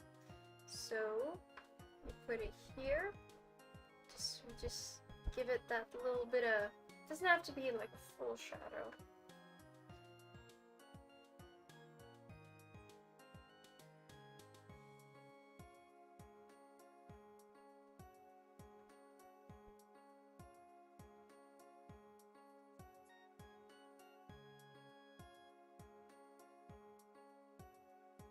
There we go. Yeah, Yeah, we could actually do this like that. Okay. So if we give it some more... Sorry, I really wanted a drink. If we give it some more darks, we could have it feel like it has a little more depth. And as for the shadows, we don't want to make it like tailored to each like part. Like for some people, right? And you do cell shading and you have this thing, just like that, right? I prefer not to do that all the time because there's a certain kind of shadow that I see with some artists where they have a wide area. This part is like generally a certain color. Like when you think about the shadows, you think of them in chunks that load in instead of having bit by bit. Like for the cell shading, it's like, oh, I have to outline everything, and it makes it look really stiff, to be honest. If it's done a certain way, that is, like, you know, some people can make it work, but personally I find it a little stiff in my work, at least.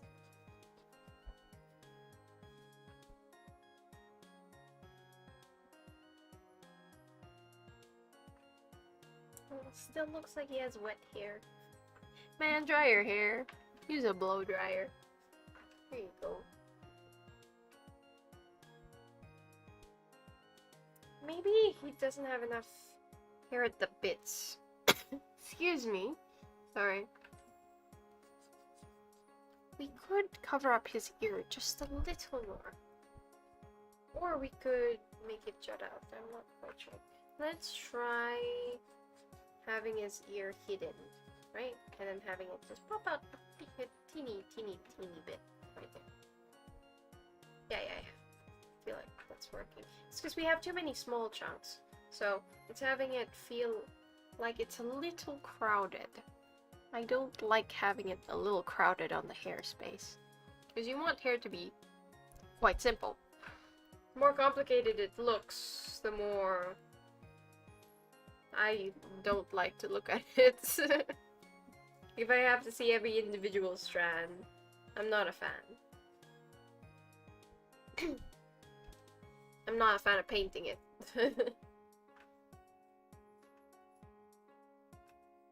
Oh, I dragged it.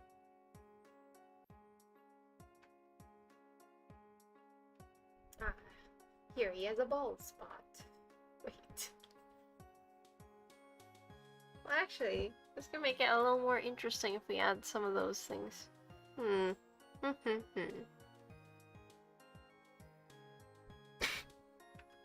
have that, actually. It'll help his hair flow a little better. It's like a little wispy. There. I want to change this some more. Have it. It's fine if it goes down.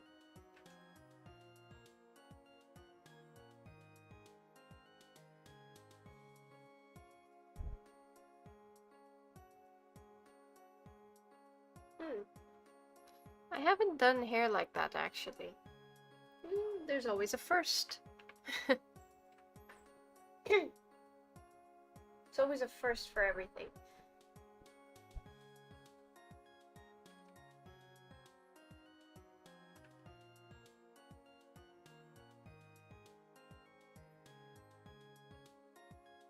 There we go.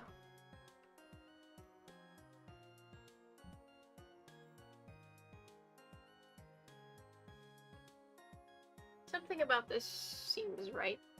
It's just that something about it also seems wrong.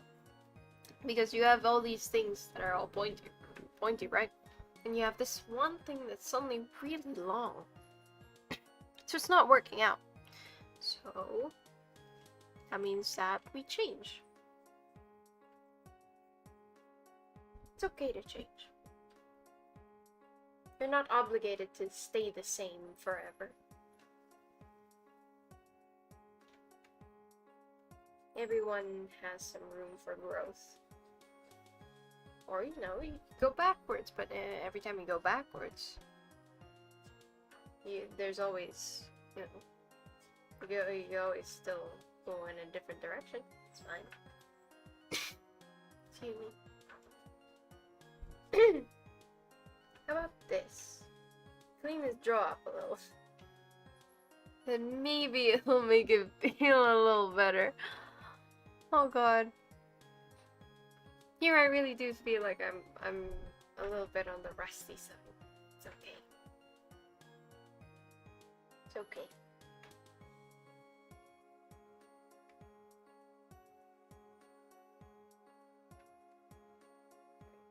Let's figure out how the ear will go, right? So this other side is working very well because he doesn't have any ears on this side. He has a singular ear. Or we could just like place it just a little bit like that. And this one, we can't decide whether we're gonna pop it out or pop it in. So we're gonna remove it first, right? Let's go about this methodically. So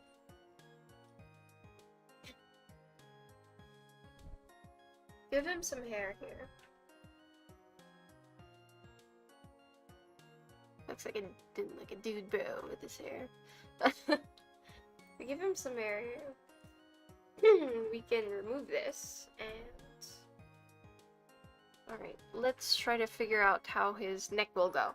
And then from that, we can start to put where the ear is again. Sometimes this happens to me, where it's like, I can't figure out something, so I'm gonna go to a different area, and then things will look a little different, so I'll have a new thing to look at while I'm figuring out the problem. Okay, let's fix the neck.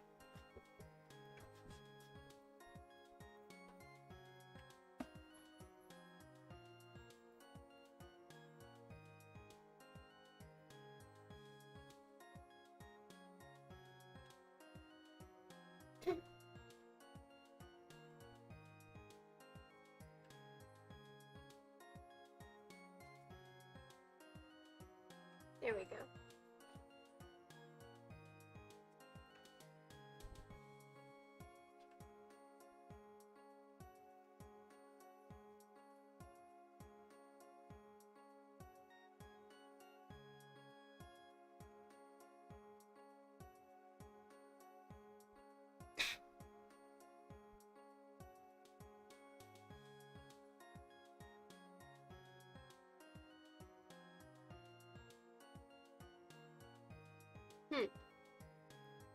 Now it seems like... I feel like there's something here. I feel like there's something here. I just can't figure it out yet. Look. See, ta-da! It's just like floating above the water. Wow. Is my bunny speaking by itself? See its mouth open sometimes. You trying to say something from beyond the grave, Mr. Ghost Boy? Let's see. Let's try... yeah. Okay. Work on this in layers. I want to show a little bit more of the darker part of the hair, but at the same time, it kind of feels like there isn't much there. If I do...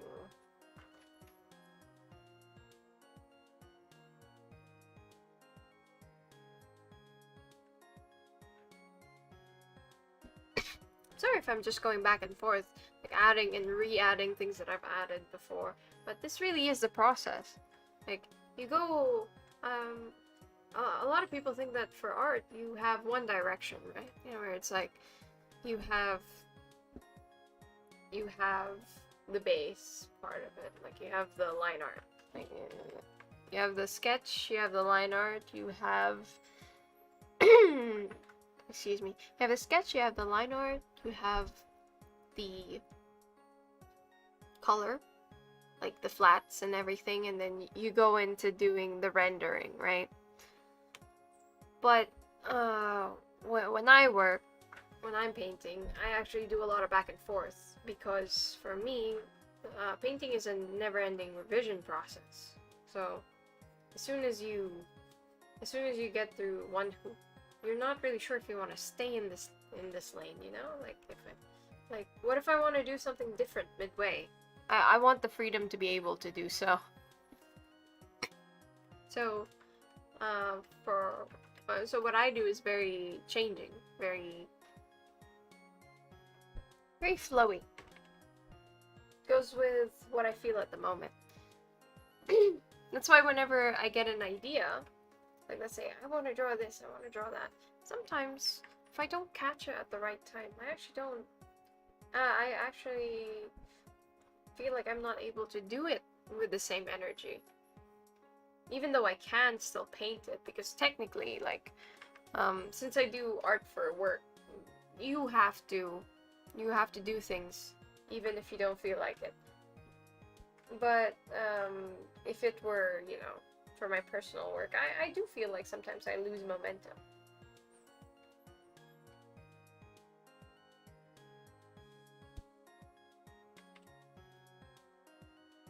But, you know, instead of having it hinder me, like, for me, having momentum is just like a plus, you know?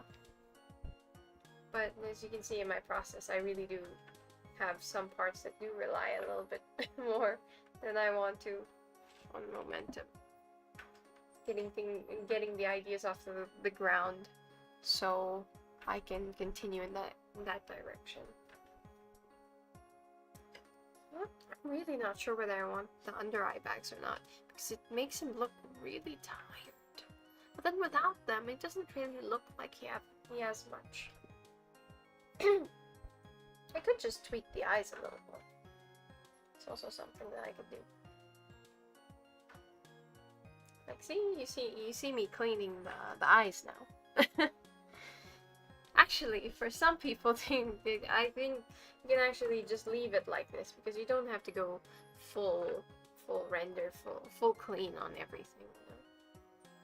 Because texture is also a good part of the painting. You want to make it feel like you can see what direction the artist is going in while they're painting.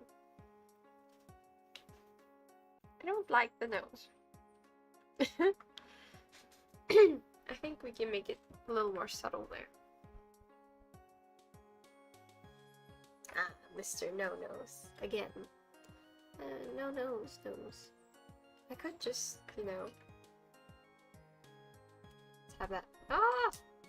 That's a new thing! There. New layer. We could just have it like this. He's underwater. And he just takes a peek at you. And he's like, hello. Actually, he looks like he's in front of a pool. For some reason it has that pool glow. There, I've removed the thing.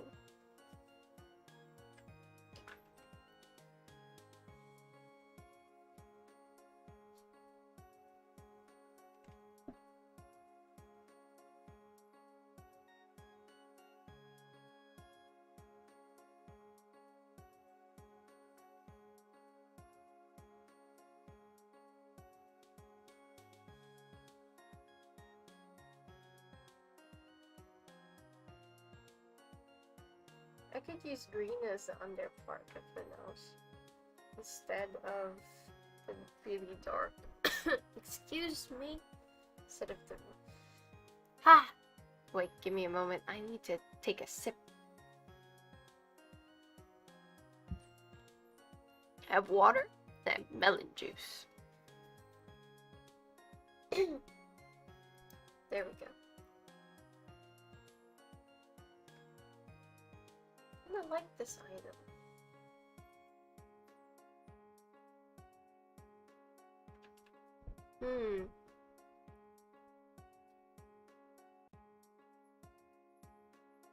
Oh yeah, here's another thing, like, can't get too attached to what you're painting for these sorts of things, because you'll never move forward. Like, if you like the look of a certain thing, it's okay to change it to make it suited to what you're doing. Because if you just stick with something and you know that it doesn't fit, you might miss out on making something better. No? He's so happy. Happy pool boy. With a ghostly glow.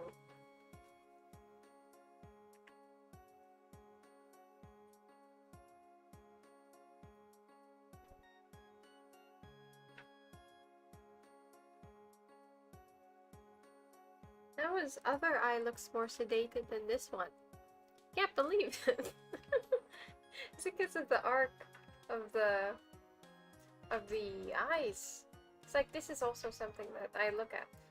Eyes aren't symmetrical fully, right? But they have to follow a certain, like, you know, arc. If you have it going like this on, yeah, if you have it going like this on one eye, you kind of want to have it going like that on the other also. Unless if you want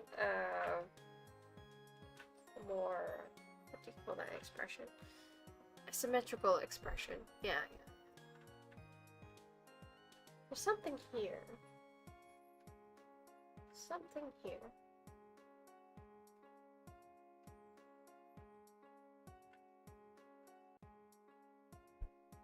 There we go.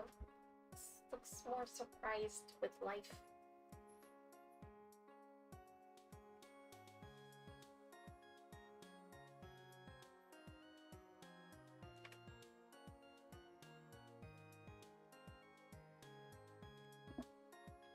I think we're getting to the end of this part. There we go. Yeah, it's starting to look a little better.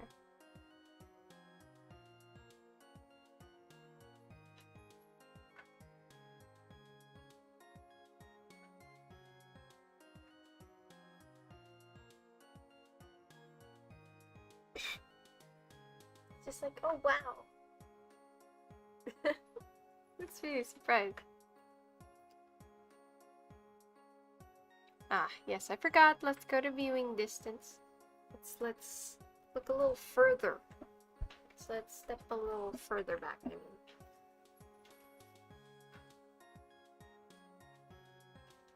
You could make his jaw rounder like that. Or we could make it sharper. Personally, I'm always a little bit more biased towards people with sharper features. Unless if it's the way I'm in. Because I like the round sometimes.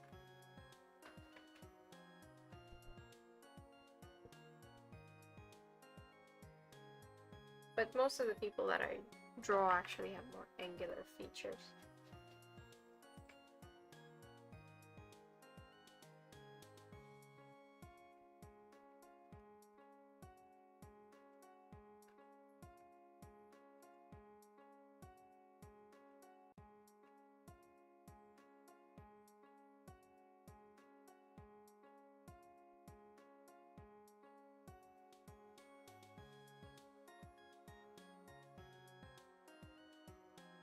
I like the look of that green. Starting to look a little more cohesive. It really is just the mouth and the nose. You can see my bias. I really like eyes. I.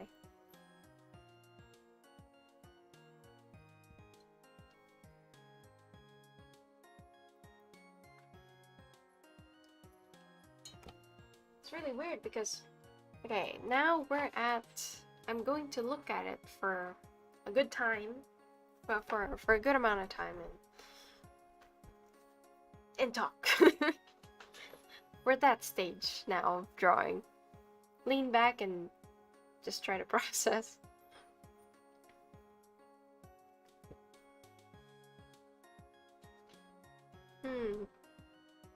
I really feel like the middle part's a little bit more muddy.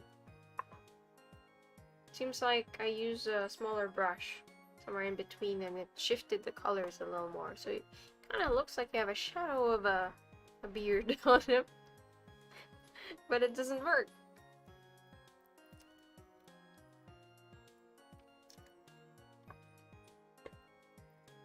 Then you look above and you see that forehead area isn't as it doesn't have to be even, actually. It's okay to have some places be darker, but you can see some things that are more noticeable. So we're gonna tweak that. I feel like I can make the eyes a little more clearer though by adding highlights, but right now we're gonna work in the middle, in the mid-range.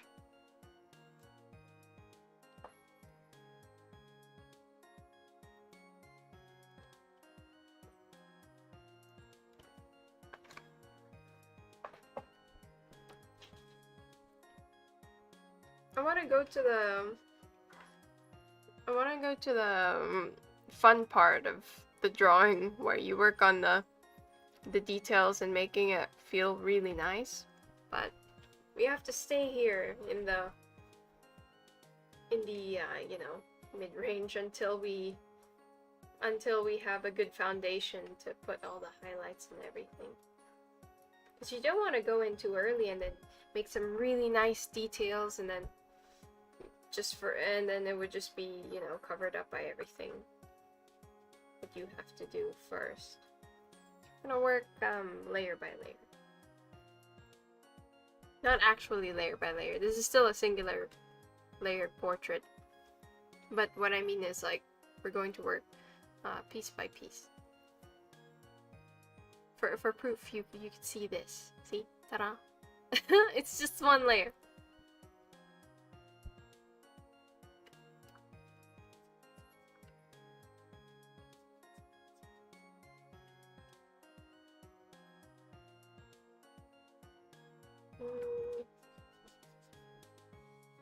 Now I feel like we should add in his hair. There we go. I mean his ears. Yeah. Now he looks like he can have ears. You deserve ears, man. You can hear now. Oh.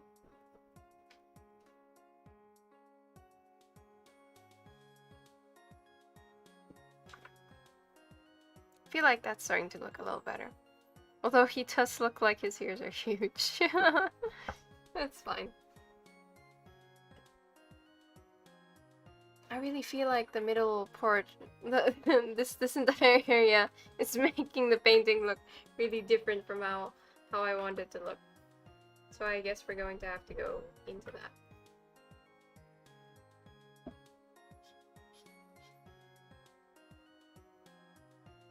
Or we could change his expression. Ha ha ha! Sweet. See? You just have no mouth. That's it's like right? Or it's just one of those mouths. It's just really tiny. You see, he's really excited about something. I'm not really sure what, but yeah. Not sure what I want to do with this nose. I like the ghostly green though. Kind of suits it.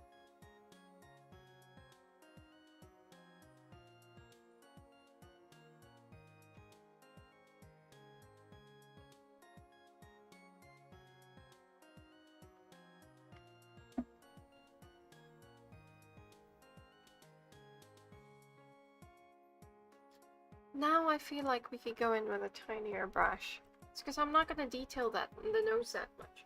Before I used to be very much into, you know, actually painting the nose and everything. But now I just want to be simple and live life happily without painting much of the nose anymore. We can at most we can do the highlights, but I'm gonna keep it simpler. Ah, he looks like one. Oh no, I'm pressing too many buttons at the same time. Ah, this one.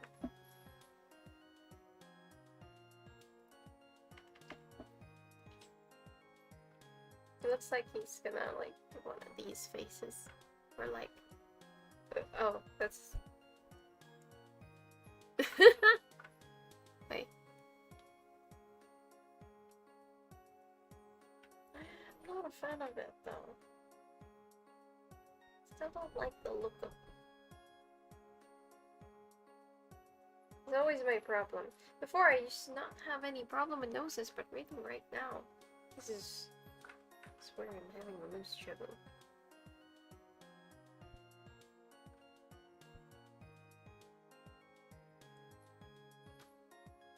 Could like give him a face kind of like this. It's really high up and he has a giant chin. He's about to burst into laughter. Just like big chin. Just like that.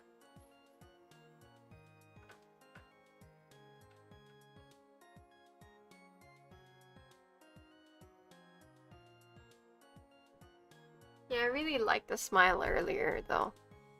Seems to be better. Seems to be better if I have it. Yeah, okay, fine. You want to smile? Okay. We'll let you smile. Give you a smile. A smile.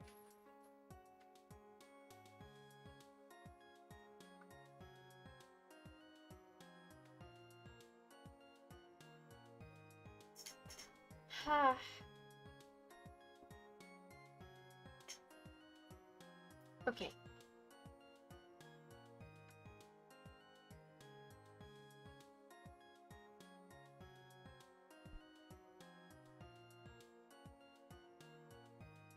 What are you trying to say, man? Seems like he's about to tell you something. Like, oh.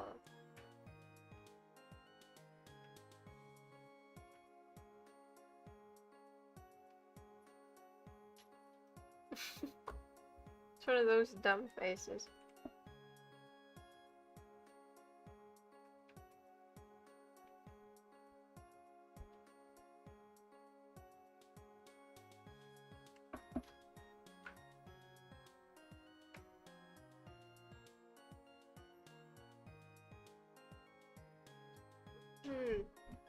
I'm not sure if it's because I keep leaning to one side when I'm drawing. But okay, this is starting to work. Okay. We'll let it work. I feel like he needs gums, except we can't give him that. It'll look weird. Give him gums. Just like got the teeth like that. Individual teeth and then the gums. No. When you draw teeth, I really don't recommend you draw each and every single teeth individually unless you're going for realism or a certain style. People with lots of teeth, I guess. It's because you kind of want to make it look more like a chunk. Because you know what teeth look like, right? You got that little doing at the side. Then you got the little front stuff. That's why in a lot of cartoons you have those ladies who have like Eris. That's like this kind of thing, and then teeth gap. But you know, that's where you get that kind of structure that works. But we kind of want to dumb down the. We kind of don't want to go too cartoony with this one.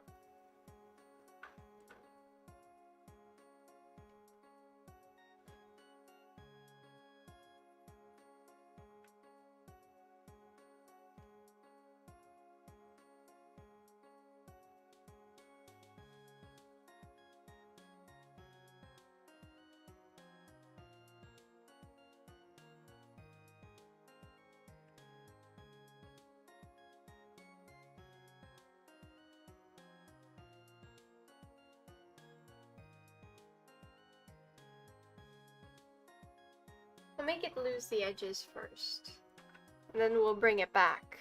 I feel like that's a good idea. Now you can see me working with tinier and tinier brushes because I'm starting to go in for finer details. And I don't like using thick brushes for... I don't like using super thick brushes for working with some details anymore. Before, I used to kind of like having chunky stuff all the time. But now I see the benefit to using really thin hairline brushes that you don't really notice as much.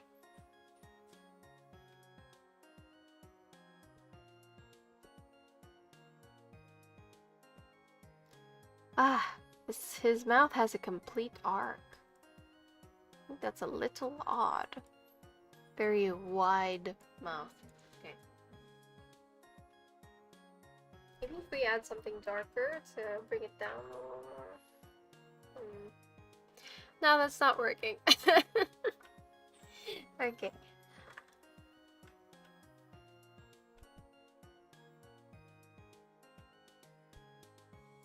You know, the good thing about art is that you can always come back to it, so if it doesn't work out, we can always come back to this. But, you know, I don't want to leave my first art stream unfinished, so we're gonna try to clean it up as best as we can.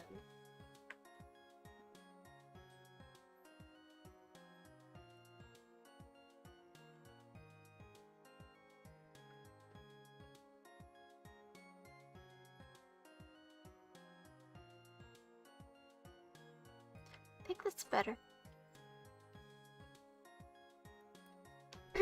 Excuse me.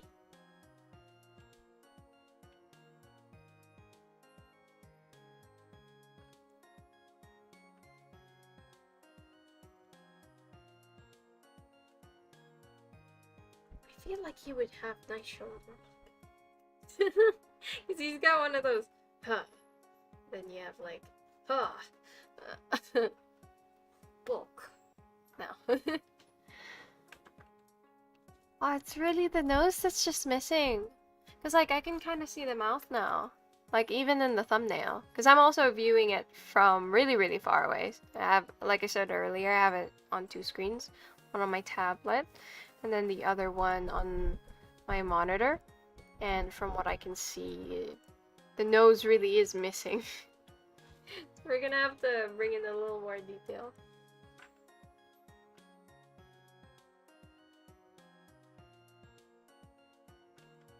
You know, I have a screen tab in front of me, but I'm looking at the monitor instead. To see whether I can see it from really far away. So that really is just the goal, you know? No one's gonna look really, really close at something. Like super, super zoom.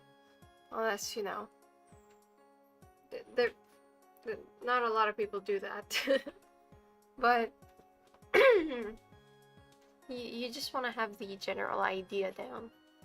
It doesn't have to be so perfect.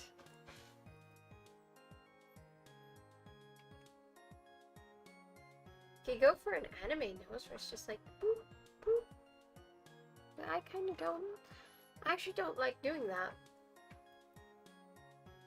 It's not that I'm not a fan, actually. I do like a lot of art that has that. It's just that for my personal stuff, I don't see me doing it.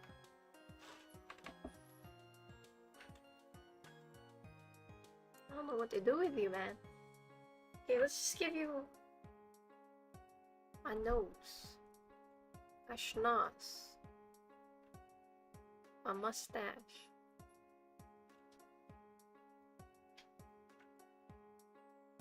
You could just give me this, the triangle.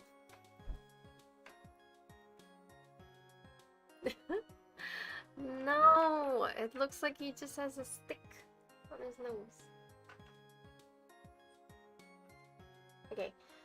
Oh, when I get lost, I like to go back to ye old Tumblr and think of the circle.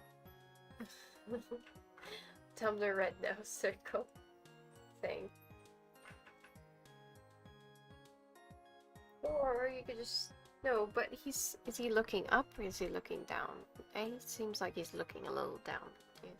So I think we don't need to show the bottom bit too much. You can have it point downwards. So that's a good idea. Something like this. Oh, God. Yeah, that kind of works. It's okay. We're gonna refine our noses some other time. My hands are starting to feel a little tired. I've been working all day, so I've been doing, well, not almost the same thing as I'm doing right now, but it feels like my arms have a little bit of a workout right now.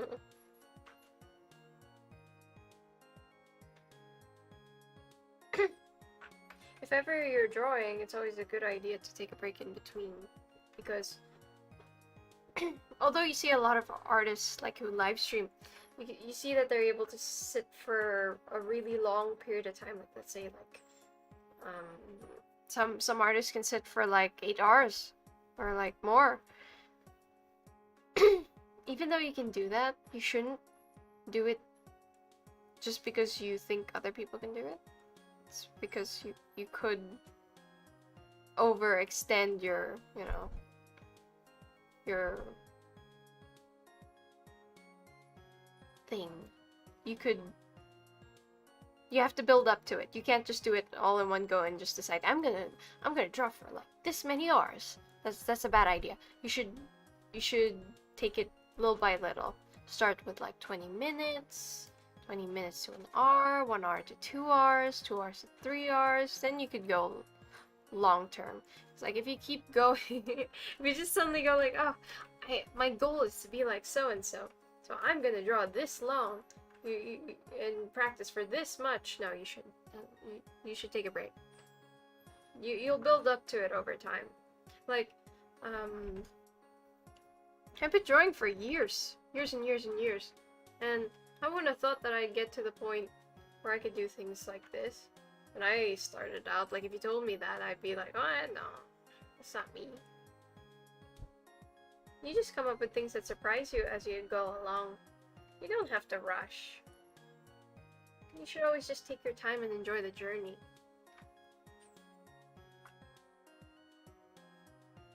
You might actually end up hindering your progress if you suddenly just start to, you know, do crazy things just to progress.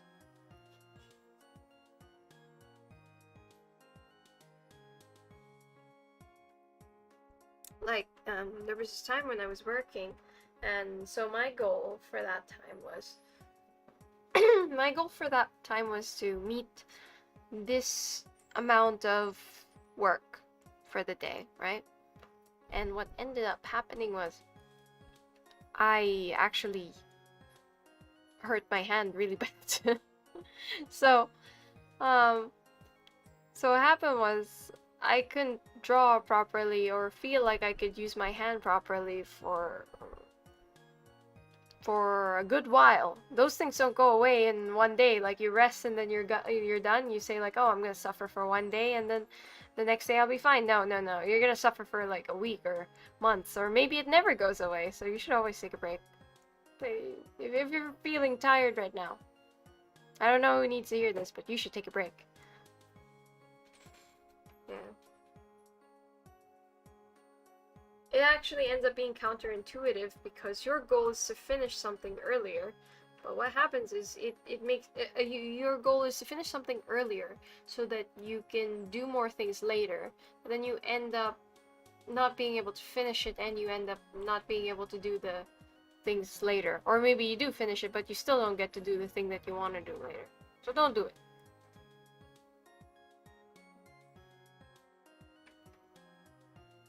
Now we're at now I'm like somewhat satisfied. Oh gosh, you guys saw my little me. I gotta move the bars. Where was I? Right. So you guys see the you guys see the little V-neck he has. I don't know what to give him actually. I want to give him some nice clothes. Just that nice clothes take a long time to paint. And I'm just only now getting back into getting back into proper illustration for a long period of time. Let's see.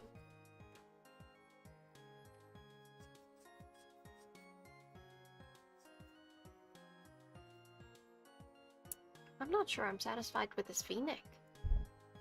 I don't like it. You have to wear something else.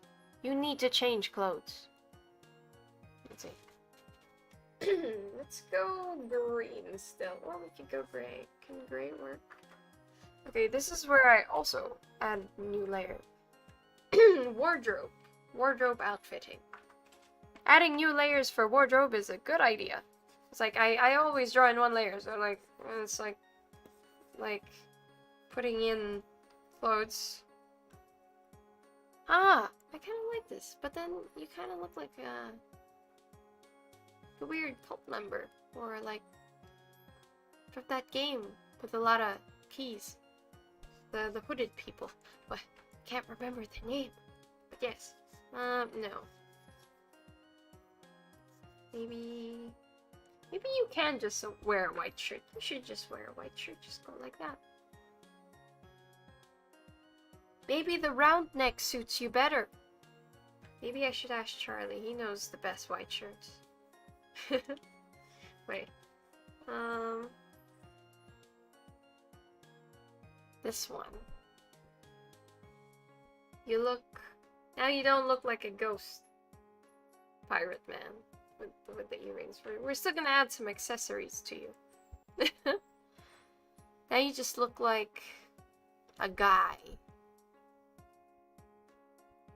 at some weird party. The green screen, I don't know.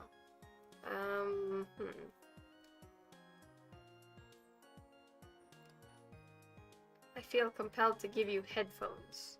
No. Let's change your shirt. Or we could give you a jacket. It's also a good idea.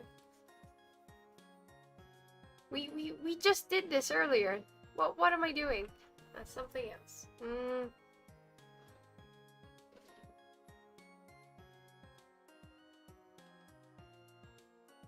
Give him a collar. Okay, let's try that.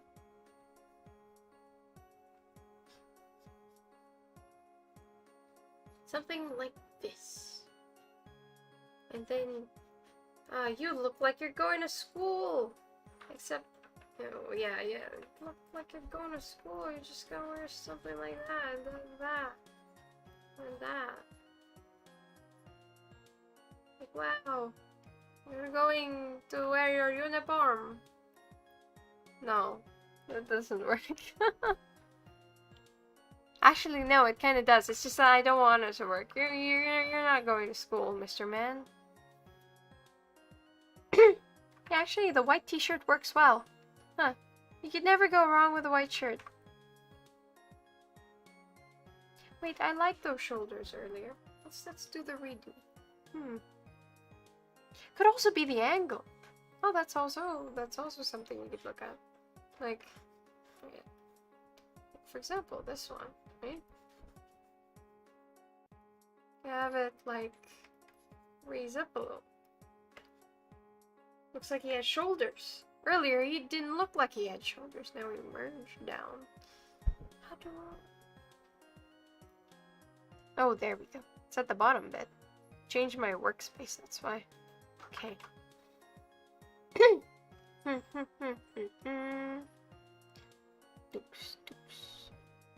Let's see. Yeah, we'll keep him in the white shirt. Mr. Plain white shirt. Plain white tee.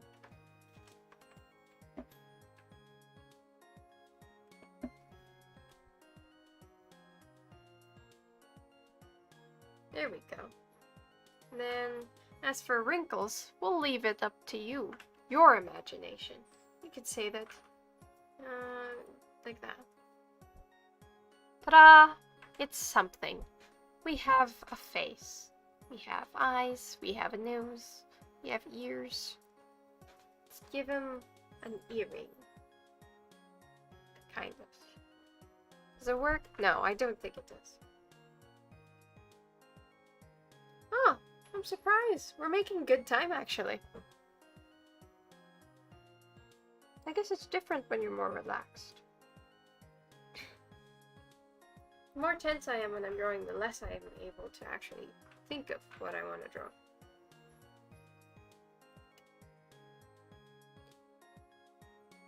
Yeah. Now, who do you remind me of? I don't know. I think this works pretty okay though. Just give him like hair that goes like that. It's gonna, it's like something like that. Something like that. I don't know what else to add to this guy.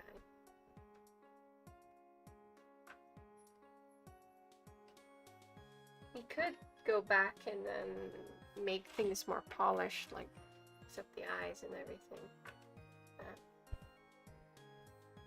Get to do the fun stuff now. Ah, fun.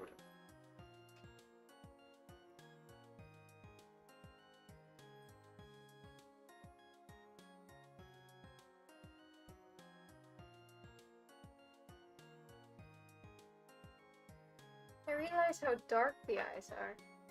But at the same time, you don't need to make it really bright. It's because if you make the eyes a little too bright, you might not actually... It doesn't seem natural. Like if I used white for his eyeballs, it wouldn't work as well. I don't know what I want to do to you. Yeah. Okay, let's try something like this.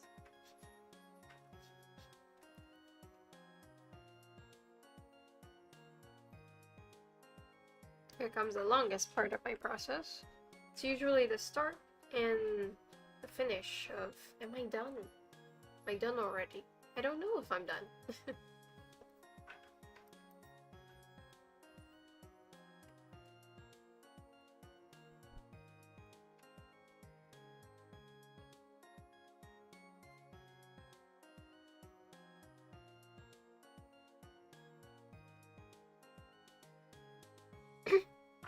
Now I think I went with the more flowy hair.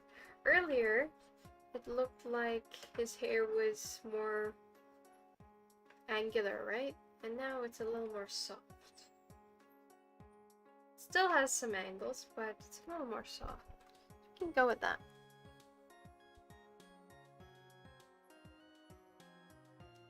Kind of looks androgynous, also. Not really dude, not really lady. Could make it a lady.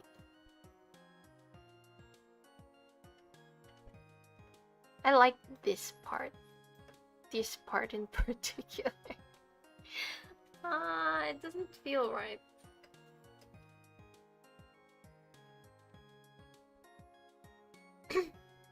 Let's see. Could be the hair. Am I making it too...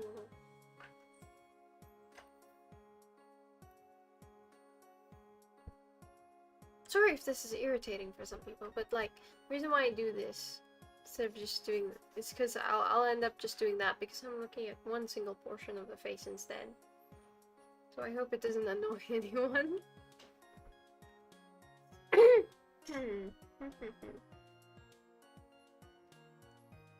Now I'm leaning back, figuring out what I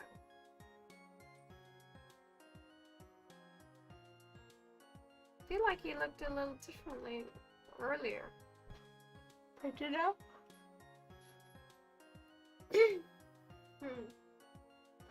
Okay, let's try.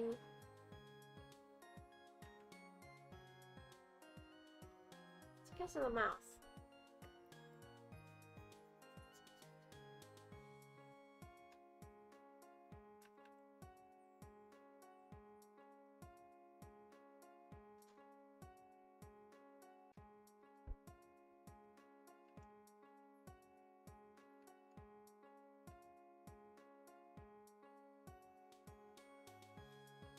Do I want to go with more strong features?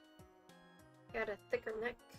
Or do I want to go with more soft features and... Or I could just turn this dude into lady. She looks like a... could look like a lady. Also do that.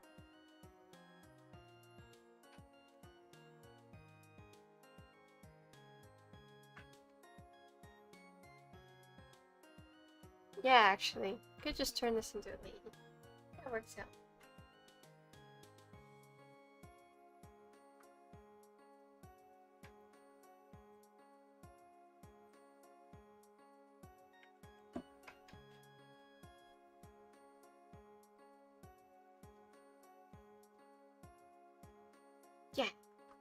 See? That looks a little better now. Now I'm going to commit to the eyelashes. Woo! Okay, let's go.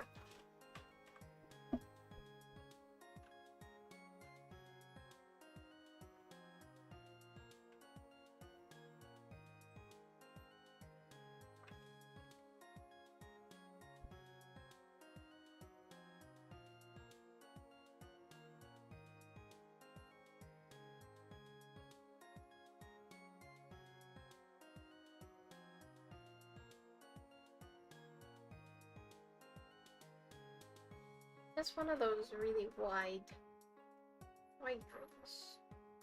I think I need to go really tiny with the brush now.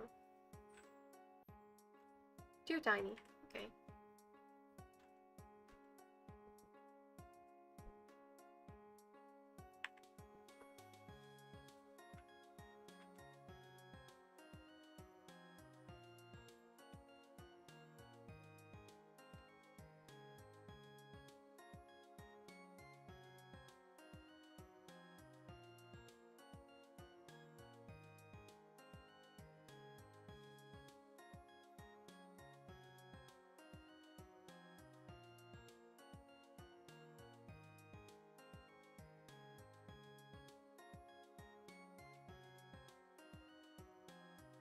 Ghostly lady. Excuse me. Give me a moment, okay? I'll just chug some water and clear my throat. Hello,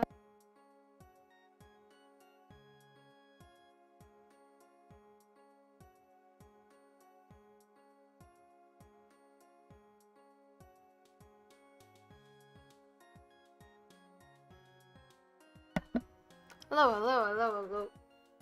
Okay, we're back. My throat is clear. Actually, I'm still having a tough time speaking.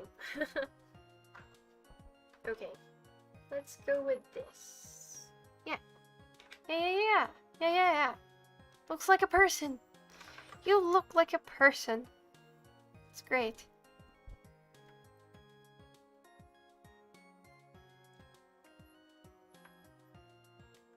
Just one of that. Oh, she has that hair that you can like just go like this. It's really messy.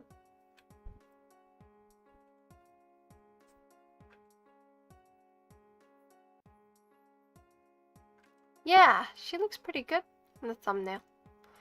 I really do want to give her something. Got a jacket, something like that.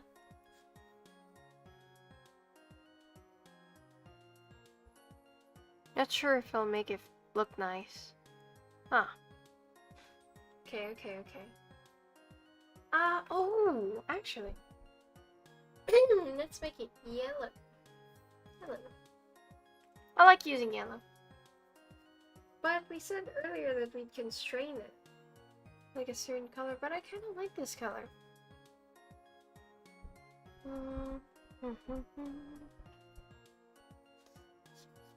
What's it called? Analogous? Analogous is colors that are side by side with each other, right?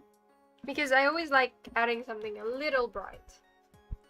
You're gonna have a hoodie. Not a black hoodie. A yellow hoodie, lady.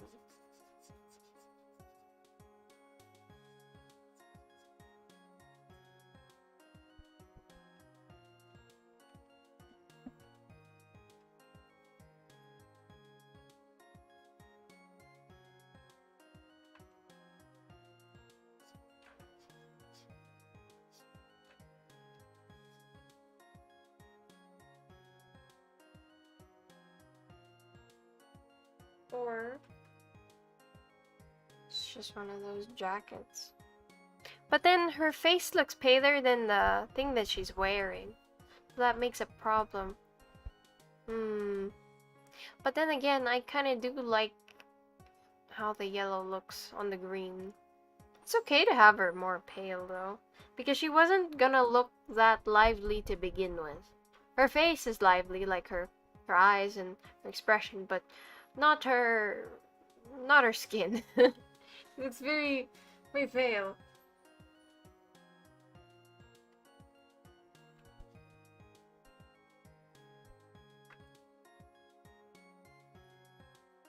just like one of those people who just wear these things. Really just like that. I don't know. I'm not sure. Let's give you a necklace. Like that.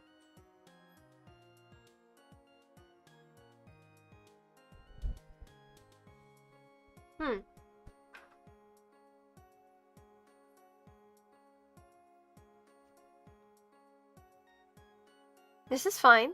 This is fine. I think it's okay. And then we can add like a little bit more of a grayish thing. Ah yeah, this is still green. It's lighter. I don't know if you guys can see the difference, but I do like adding colors that are just a little bit like each other.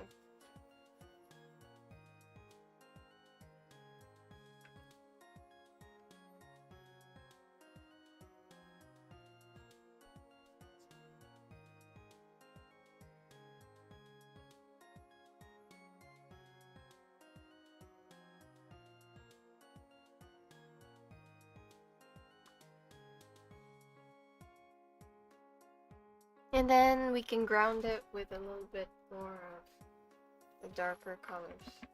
I don't know if this drawing makes sense in terms of what she's wearing, but it doesn't have to make sense. It's okay. I like how it looks. It's fine. It's there.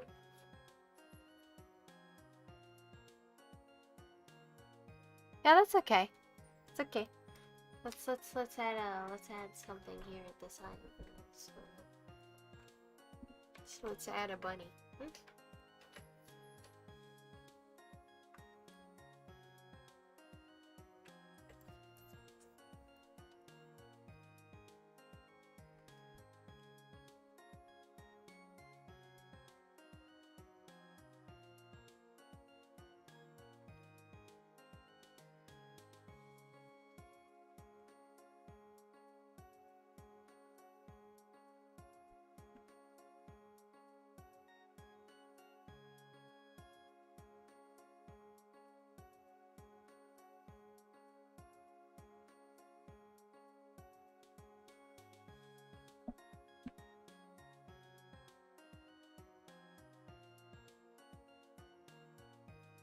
Actually, why don't we just add red eyes, since that's what our eyes are colored anyway.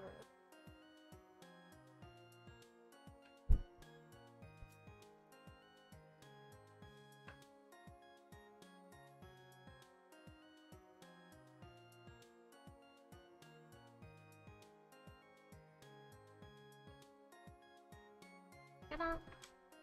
Cute! I actually haven't thought of how I'm gonna write my name. But I do like writing things myself.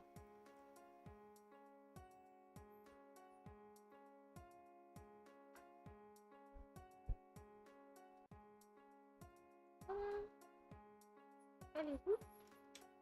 There we go. I added this in a different layer so I can move it around. Oh wait, how do you do this? Ta-da! Let's put it somewhere over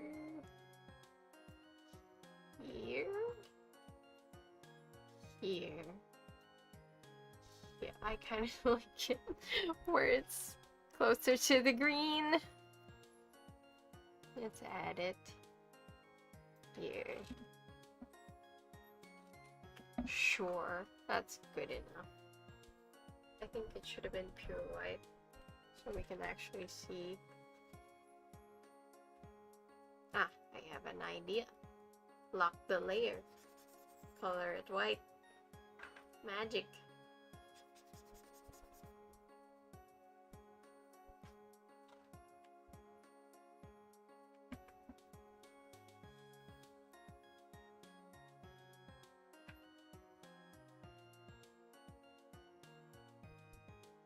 Oh, okay. This one. Aliwoop. There. Ta-da! It's my signature. This is my bunny. I actually don't like the look of how I wrote it though. It's fine. We'll just add a bunny. That's cuter.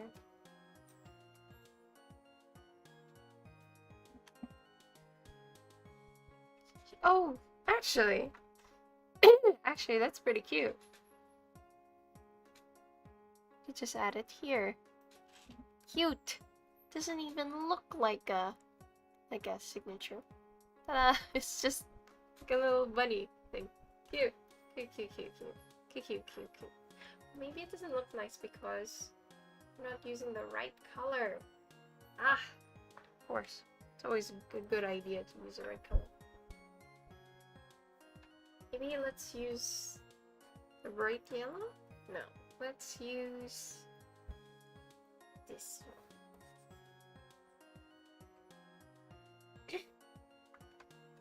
Or we can just use red.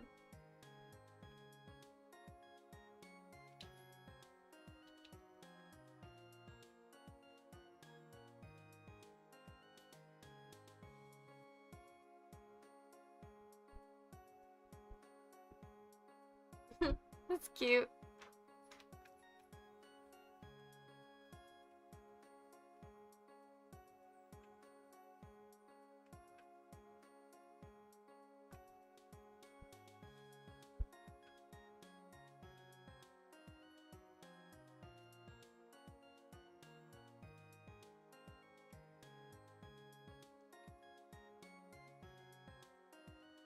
Sure, we'll leave it to that. I think this is good for now. So here's the finished piece. Wow. Pachoo, pachoo, pachoo, pachoo. I think I'll keep it like this. Thank you for coming to the stream. Finally finished our drawing. Ah, no plans. Just go. It's nice. So, thanks for coming. Let's draw again soon. See ya.